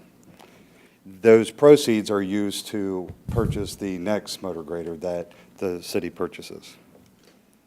For this particular procurement, 3 quotes were received through cooperative agreements. RDO Equipment Company provided the best value. The total purchase price was $267,624. The vendor agreed to purchase it back for $209,700 for a net cost to the city of $57,924. We also have the existing motor grader that we will be selling back to the vendor, and we're selling it back for an agreed-upon price of $250,000. So when you factor that in, the net funds required for the purchase this fiscal year for this motor grader are $17,624. This funding will be available following the approval of a mid-year budget amendment that City Council will consider in a few moments. The reason that a budget amendment is needed for this particular transaction is typically the city has purchased the motor grader from the same vendor that we were selling the existing one back to. In this instance, RDO Equipment provided a better value than the vendor that we currently have the motor grader through. So that's what necessitates us recognizing that revenue coming in. There were three alternatives that were looked at to either rent, lease, or purchase. Staff is recommending the purchasing option as it provides the best value. Breaking it down at a net cost on a monthly level is $1,609 compared to the other two options. This is what the motor grader looks like. So just a picture of it. And staff recommends that City Council approve the purchase of the motor grader from RDO Equipment through utilizing the Texas Association of School Boards by Board Purchasing Cooperative. Be happy to answer any questions you may have. Questions? Mr. Harris? I just had one, because I know we're giving one back, but then you said we're actually going to give a second one back. So are we still going to have two available? Because we're giving two back, so. We're actually only going to give one back in this transaction. It's just the Street Operations Division motor grader. We're selling it back and purchasing a new one. Okay. I thought I saw you said you were giving a second one as well. And Yeah, this is actually for illustrative purposes just to show the nature of the transaction. But if, and I could see how you could see that two different transactions are going on here. But the first one, if you just look at the RDO Equipment Company, that is the cost from that company. That was their bid. So when we evaluated the bid, RDO provided a net cost of $57,000. And then if we factor in the $250,000 that we're going to receive from the existing piece of equipment, that's what lowers that net cost. Okay, I got you. Thank you, sir. Mr. Menke?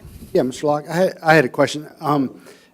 What's been our experience with buybacks? And the reason is obviously, if they buy it back at the full amount that they say we would get back, it's obviously the best choice. Have we had any problems getting, the reason what drove my question is I was looking at kind of the criteria for them to buy back, and, the grader's got to look pretty nice. In fact, it's got to look nicer than any road grader I've seen on the side of the road. Have we been successful in getting buybacks at full value, or is it decreased based on the condition of the equipment? This has been a successful program for the city. We've been purchasing the graders using this method since, I believe, 2003, and we've always received our full value back when we went to purchase it back.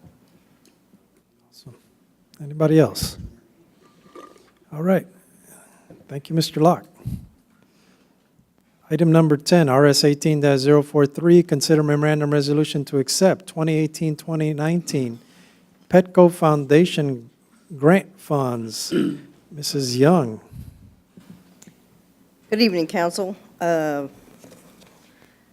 Foundation has called Animal Control Services and offered to provide additional funding and another grant for this fiscal year and also the next fiscal year. They had some additional funds.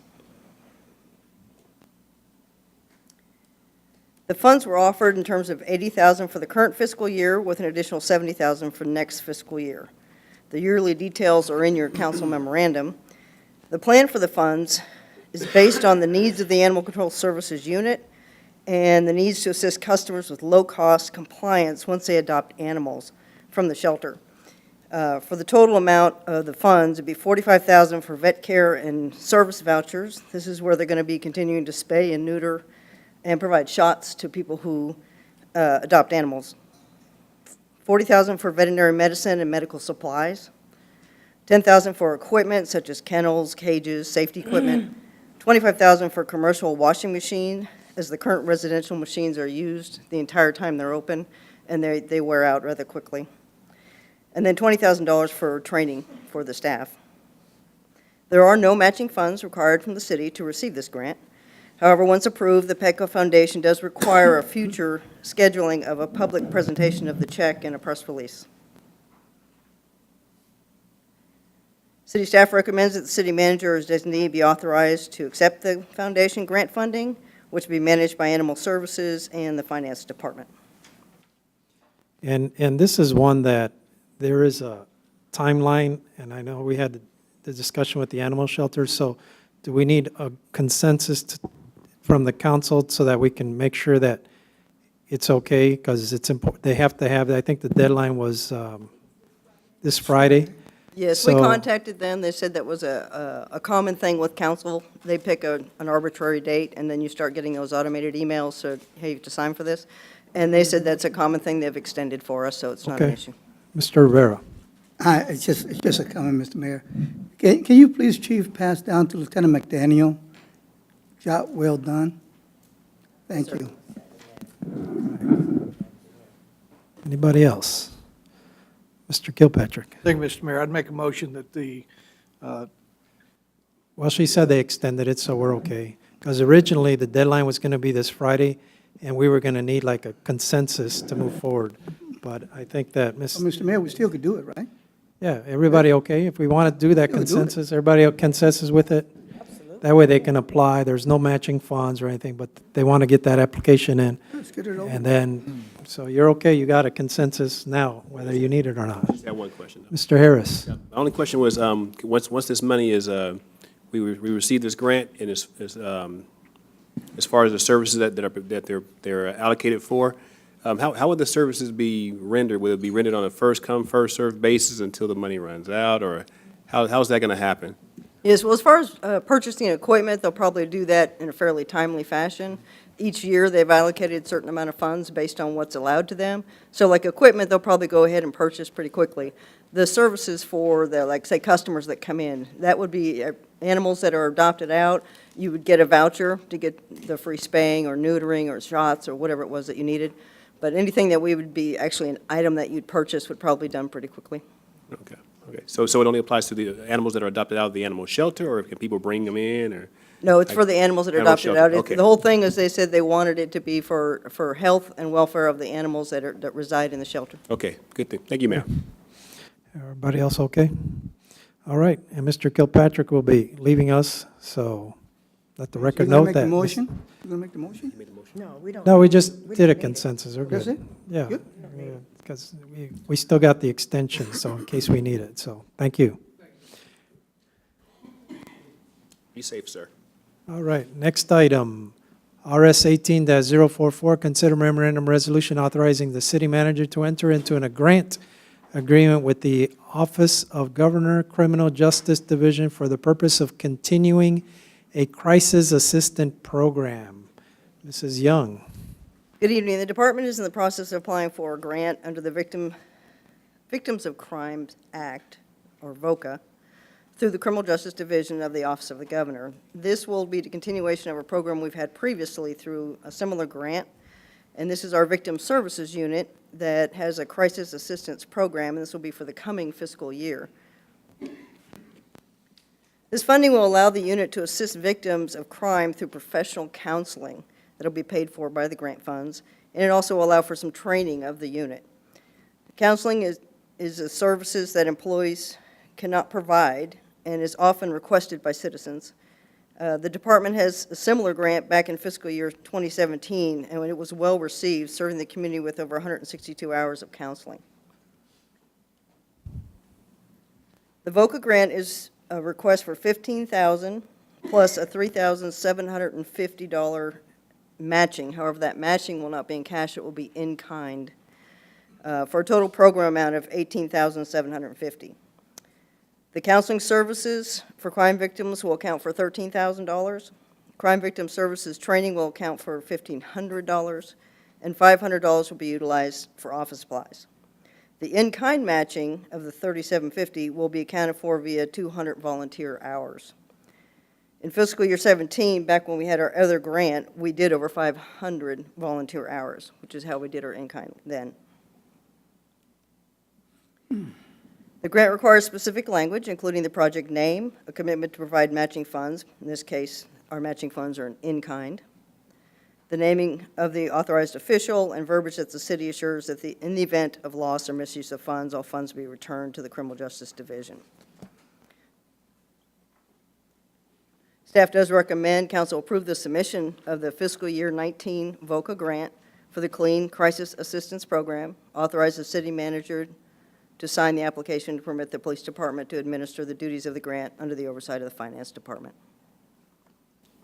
Any questions for Assistant Police Chief Young? Yes, sir. Thank you, Mr. Mayor. Ms. I just Flynn. have one question, which I don't know if it's okay, to use this or not.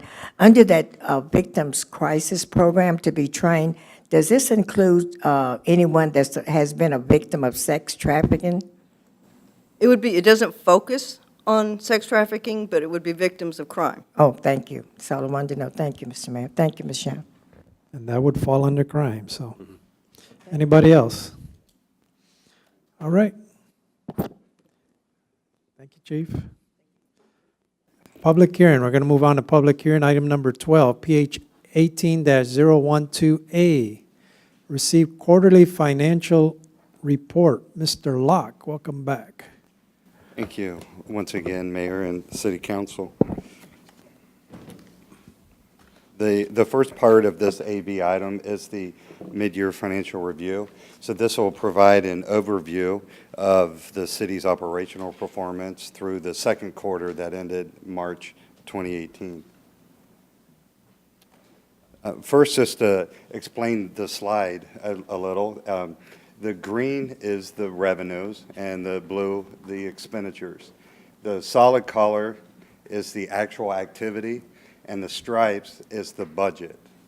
So for the general fund, the total revenue budget is $82.3 million, and the activity that has been experienced so far this fiscal, well, through March of this year is 52.4. There has been a new addition to this slide, and that's just in the way that we are showing the encumbrance carry forward. The encumbrance carry forwards are the services and the projects that are going on at the end of the prior fiscal year that carry into the current fiscal year. City Council does approve an encumbrance carry forward budget amendment, and it's just represented here. For the general fund, the encumbrance carry forward is $300,000. And just to give an example, that was for street maintenance and replacement of fire department roofs at the time. And that was covered by the fund balance that was saved last fiscal year because the city did not incur that expense during fiscal year 17.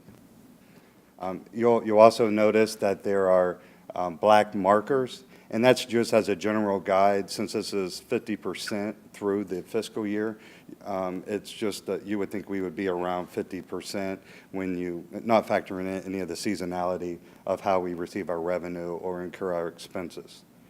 So again, the general fund on the revenue side is at 64% or $52.4 million through March. Our property tax collections are at $27.4 million, and we've collected 99% of the budgeted property tax. Property tax become delinquent February 1st, so we do receive most of our property tax revenue in the first quarter of the year. Sales tax collections are at $11.4 million through March, and those are up 2.5%. Expenses are at 44% of the budget, or $36.3 million through March. The next fund is the Water and Sewer Fund. The total revenue budget for the Water and Sewer Fund is $40.9 million. We've collected 46% of the revenue budget, or $18.8 million. Water sales are up 2% through March, which is equal to $187,000. And the sewer sales are up 3% through March, which is equal to $233,000. The increase in revenues is attributable to the growth of accounts that the city has experienced. If you compare the number of accounts that the city had as of March 2018 to what we had in March 2017, we have 1,329 more water accounts. On the expense side, the budgeted expenses of $40.9 million, we are 38% through the budget at $15.8 million. there is the principal portion of the enterprise fund's debt occurs in the July-August timeframe. For the water and sewer fund, that's a $5 million expense. So that speaks to why we'd be at 38% at this point in the fiscal year. The next fund is solid waste. Solid waste revenue budget is $18.1 million, and we've collected 51% of that at $9.2 million. Charges for services, which is how the commercial and residential fees are accounted for, are up 1.4%, again attributable to the increase in the number of accounts from the city's growth. The expense budget is $17.4 million, and we have spent 44%, or $7.7 million, through March. In the drainage fund, the total revenues to be received in the drainage fund are $5 million. That does include a budgeted fund balance of $750,000. The budget was adopted that way. The $750,000 was the portion of the drainage fund contribution towards the Rosewood project. Revenues collected through March are at 42%, as you can see, or $2.1 million. On the expense budget is 31% through March, which is $1.7 million.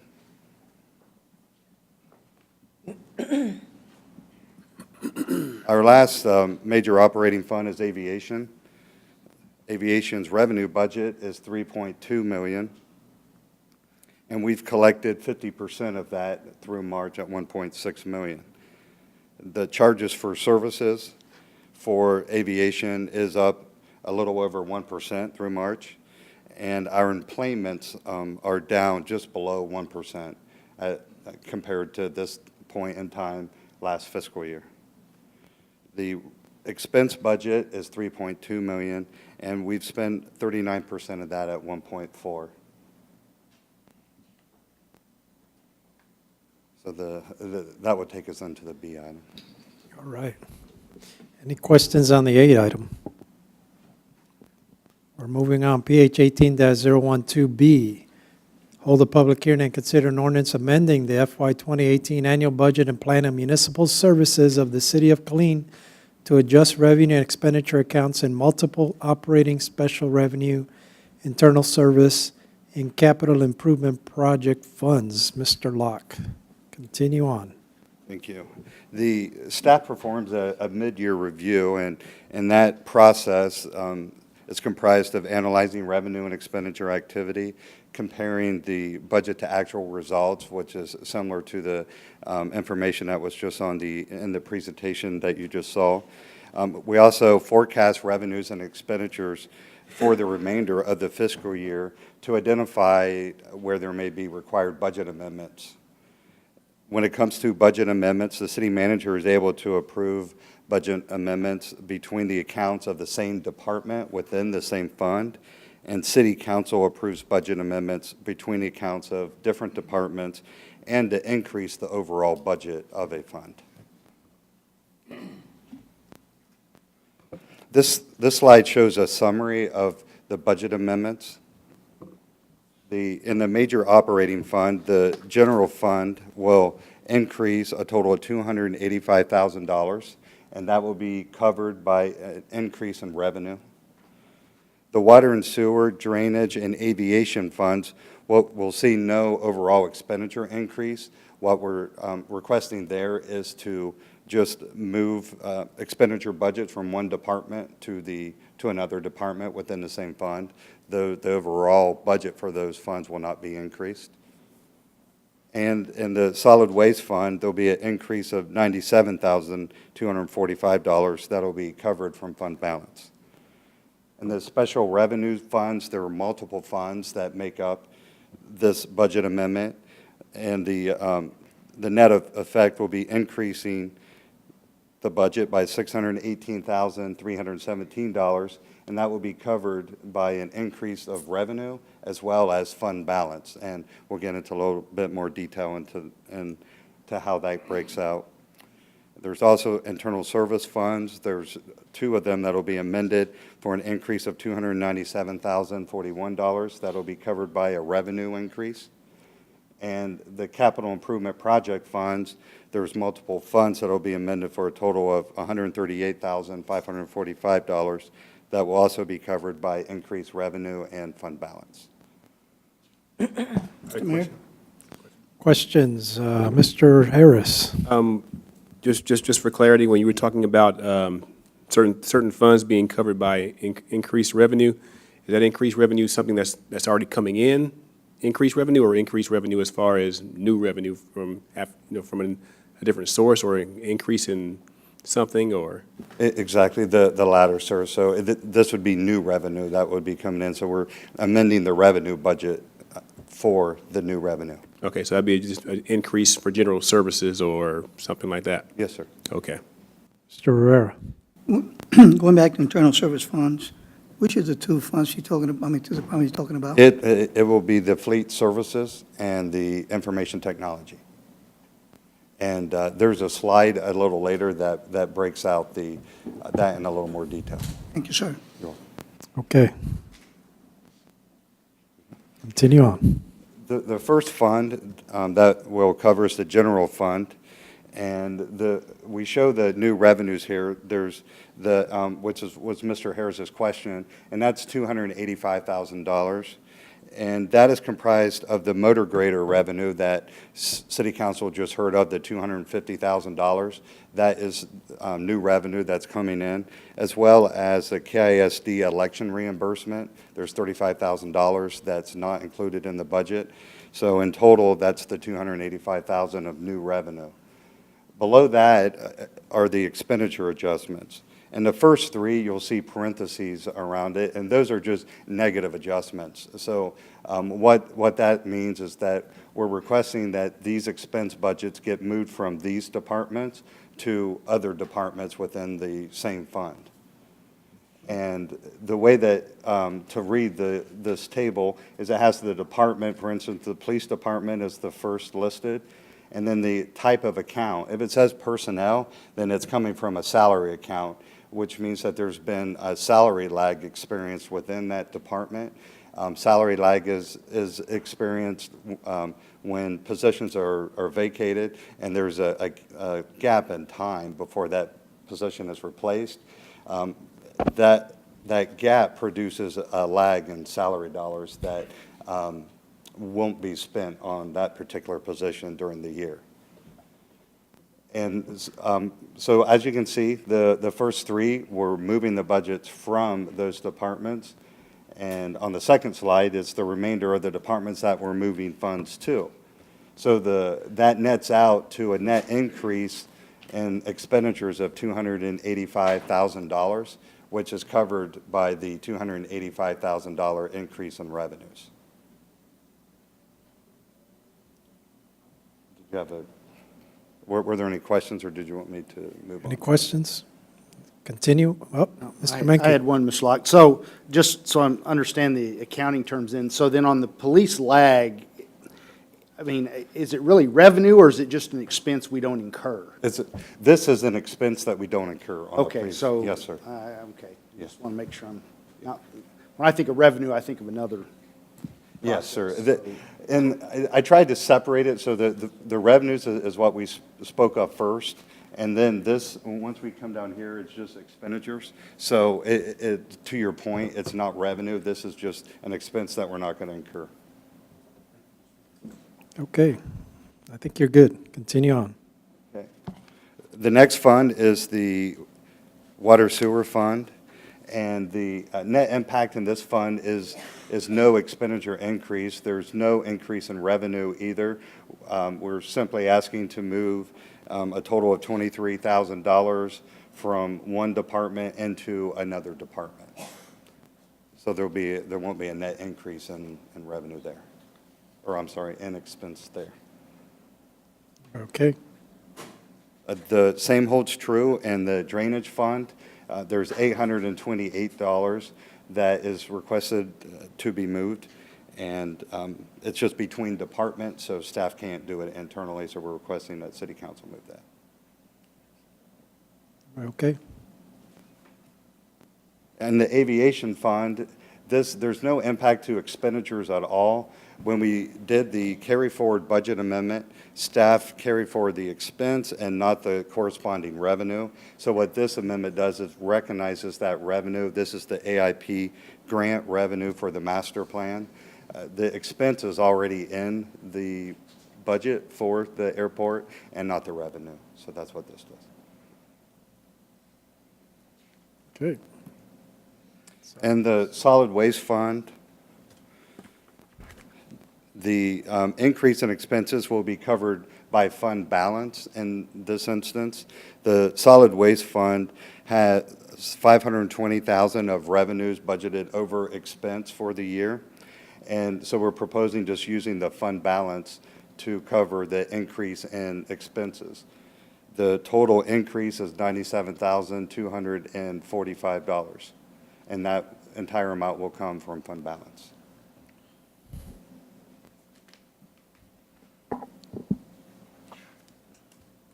These are a list of the special revenue funds that are being amended. The total expenditure increase is $618,317, and the total revenue increase is $632,154.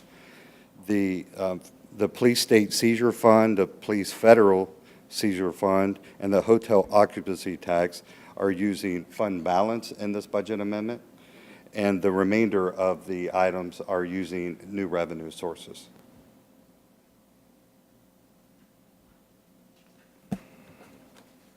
On the next slide, slide 16, shows how the budgets will be laid out. The police state seizure and federal state seizure are appropriating the fund balance for future projects that will come to City Council when they're ready to bring those projects to City Council for approval. And the remainder of those are budgeting for a particular service. The animal service is the Petco grant that City Council just heard of. It's $80,000 that we'll receive this fiscal year. The wellness fund, the library memorial operating fund is for some renovation expenses that occurred at the main library. And the hotel occupancy tax fund is for an HVAC repair. And this is our internal service fund changes. Again, that's the fleet services and information technology.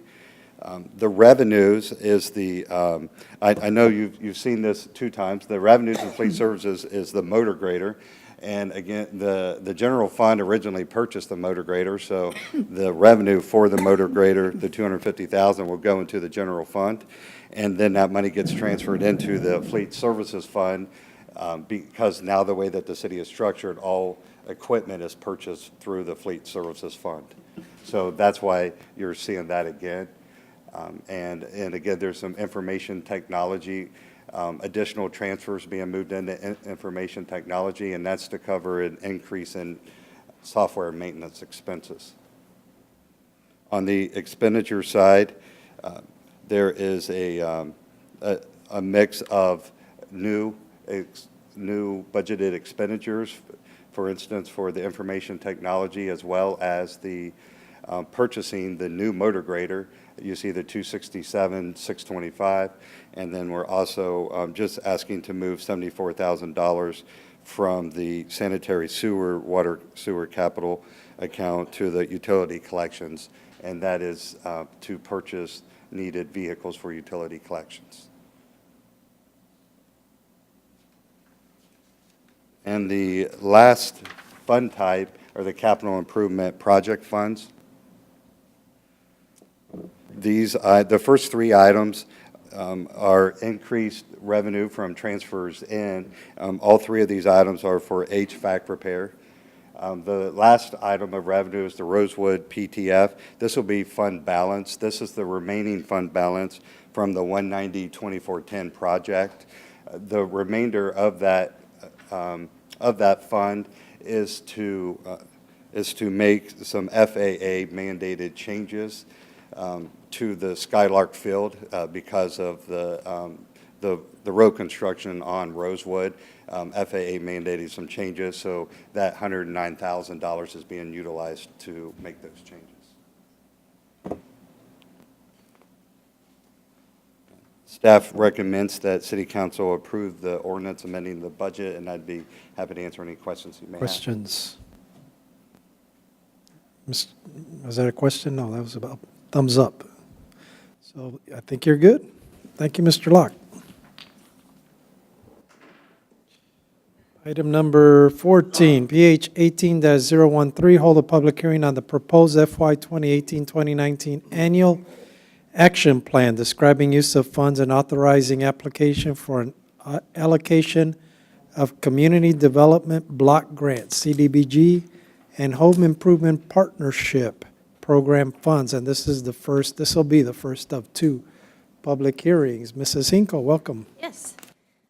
Good evening, Mayor and council members. The CDAC committee met in February and again in May to review the community priorities and develop the application criteria for the fiscal year CDBG and home program activities. So I'd like to start out with telling you a little bit about the CDBG program and the home program.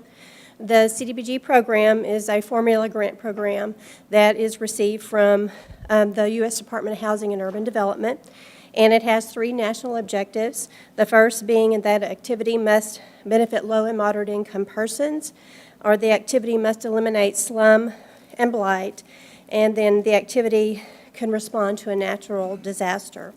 The home program is strictly an affordable housing program, so all activities must generate affordable housing in some sort. And then the committee recommendations are going to be handled tonight. And then also you have the public hearing schedule. The public hearing, the first one will be June the 12th next week, and the second will be July the 10th. And the reason between the gap in time there is we are required to have a 30-day comment period between the first and the second public hearing. And then after the final public hearing in July, the city will submit the annual action plan to HUD on August the 15th. So how much money do we expect to receive from the federal government beginning in fiscal year 19? For our CDBG grant, the total is going to be $1,004,950.45. And then the home grant, the total funding is $642,828.73. And so at this time, what I'd like to do is ask Ms. Driver Moultrie, who's the chair of the CDAC committee, to come up and go over the recommendations for you. Welcome, Mrs. Driver Moultrie. Glad to see you. Good to see you. Greetings, Mayor and City Council. Thank you, first of all, for allowing us citizens who serve on this CDAC committee to be a part of that. We greatly appreciate it.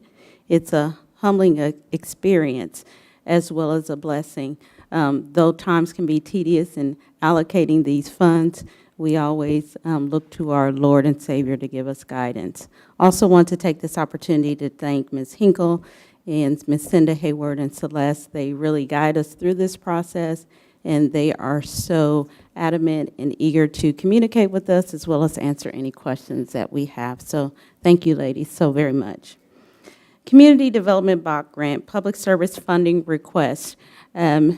Don't want to insult anyone's intelligence, but I see you see it up here, but we're going to go through it line by line, starting with the agency, project description, amount requested, along with the CDAC recommendation. The first, bring everyone in the zone for their resource program operations. Amount requested, $18,000.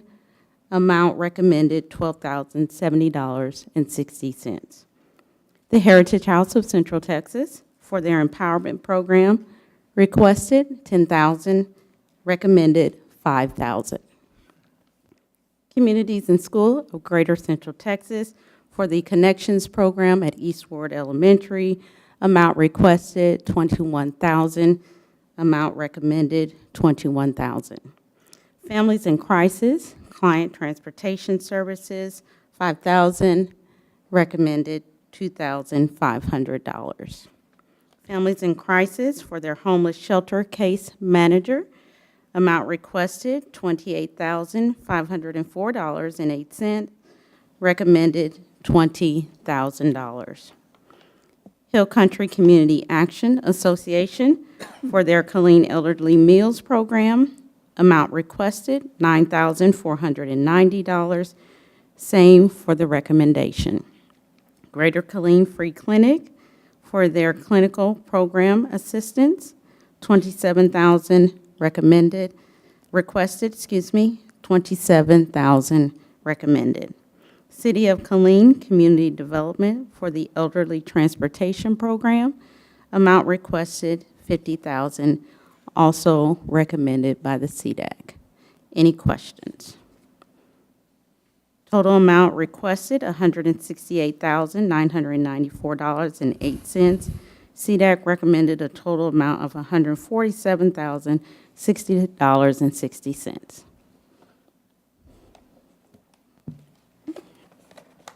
Community Development Block Grant Housing Public Facilities and Improvements Funding Request. City of Killeen Community Services for the Bob Gilmore Senior Center renovations. Amount requested, $635,165. Recommended, $574,447.05. City of Killeen Community Development Housing Rehabilitation Program, $183,909.71 requested, $87,362 recommended. Any questions?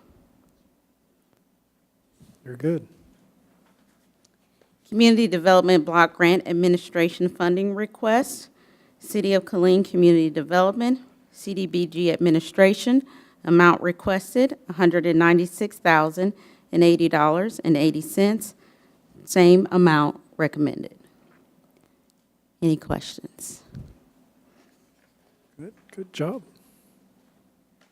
Home Program, Affordable Housing Funding Request, Bring Everyone in the Zone for the Client Housing Assistance, amount requested $45,524, $22,762 recommended.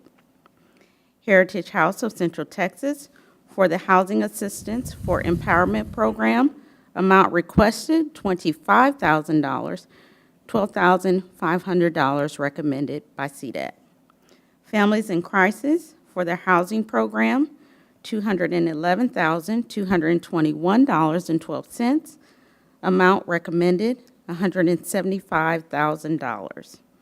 City of Killeen Community Development Home Buyer Assistance Program, amount requested, $220,000. Recommended, $100,000. City of Killeen Community Development North Killeen Housing Redevelopment Program, amount requested, $257,588. Recommended amount by CDAC, $217,915.05. Choto set aside with a minimum of 15% of grant amount, $65,801.70. Amount recommended. City of Killeen Community Development Program Administration, which is 10% of grant and 10% of the program income. Amount requested, $48,849.98. Same amount recommended. Any questions? Mr. Johnson. I have a question. I think this question might be better for city staff. Leslie Hinkle. Mrs. Hinkle?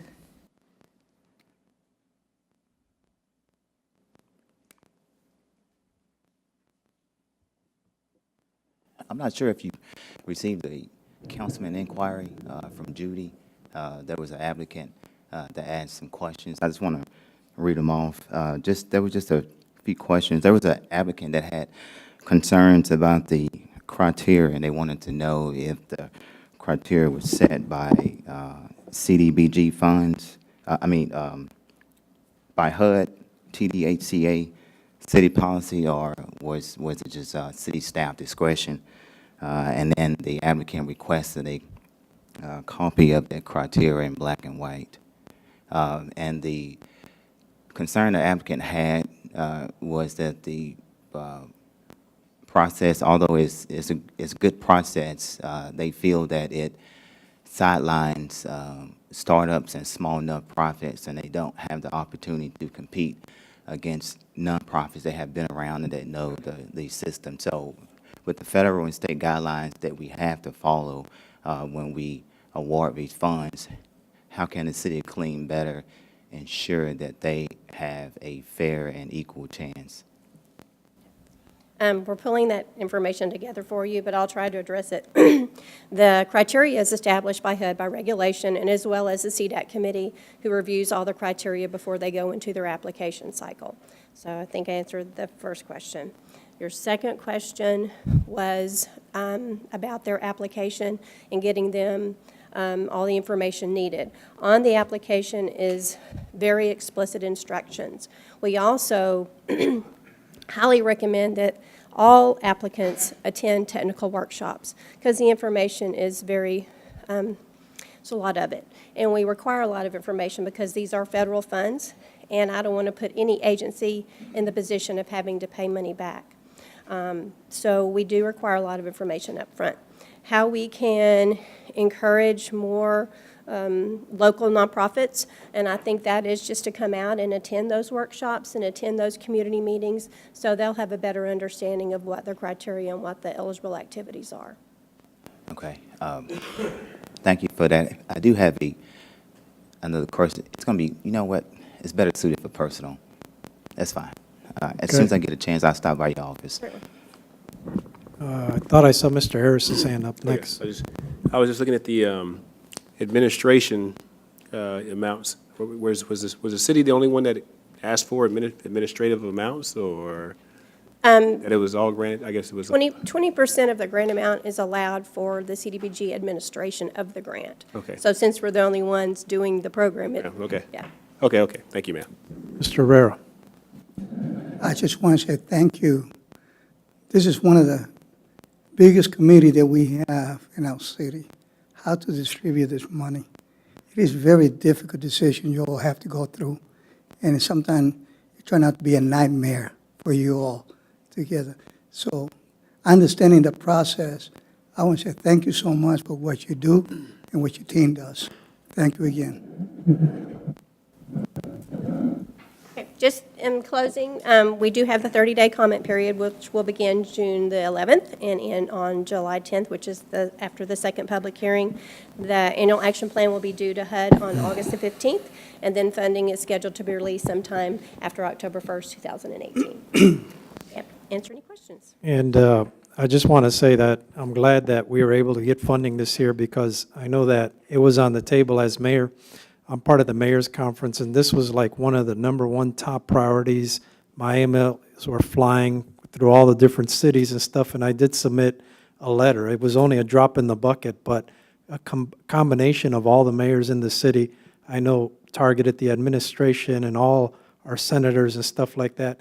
And I want to say, whether it's true or not, you know, because of that combined effort, we were able to get funding again, and we want to try to continue that because I know next year, it's going to be back on the chopping block again, I can guarantee it. So it's going to require that continued effort through the nation, and we will continue to fight for it. So, but thank you for what you guys done, how you distribute it. So, any other questions or anything? Nope. All right, thank you. All right, moving back to our front agenda items, and I know we got a lot of people out here, and Mrs. Fleming has a council member request, which is ahead of our discussion, but if we want to move that up first before we go into closed session, that way we don't kick the people out, and then you have to come back in. So what I'm going to do is I'm going to go ahead and skip to item number 4, which is an RQ 18-004, future agenda item request. And the way we normally do this, it's a request that's put on here by a council member to see if this is something that we want to move and discuss this in the future. And I know Mrs. Fleming said she had one person, right? One person that wanted to speak. So I'm just going to turn it over to you so you can lead us in the effort.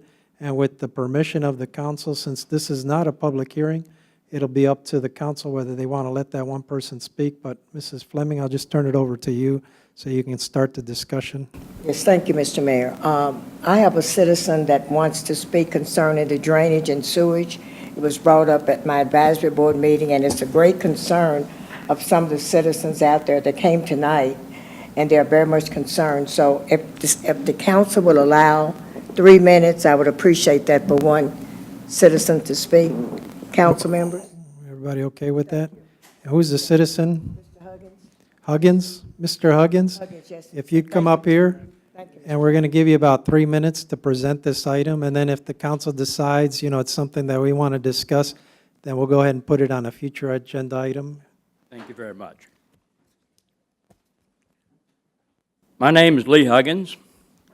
I own property in the Skyline Terrace subdivision that is in Council District 3. I've owned this property for over 40 years, and I've been paying taxes on it for over 40 years. Before I get into my comments, I'd like to thank each of you for your public service, your work, your sacrifices, like tonight, the hour we know is late. Thank you very much for running this city.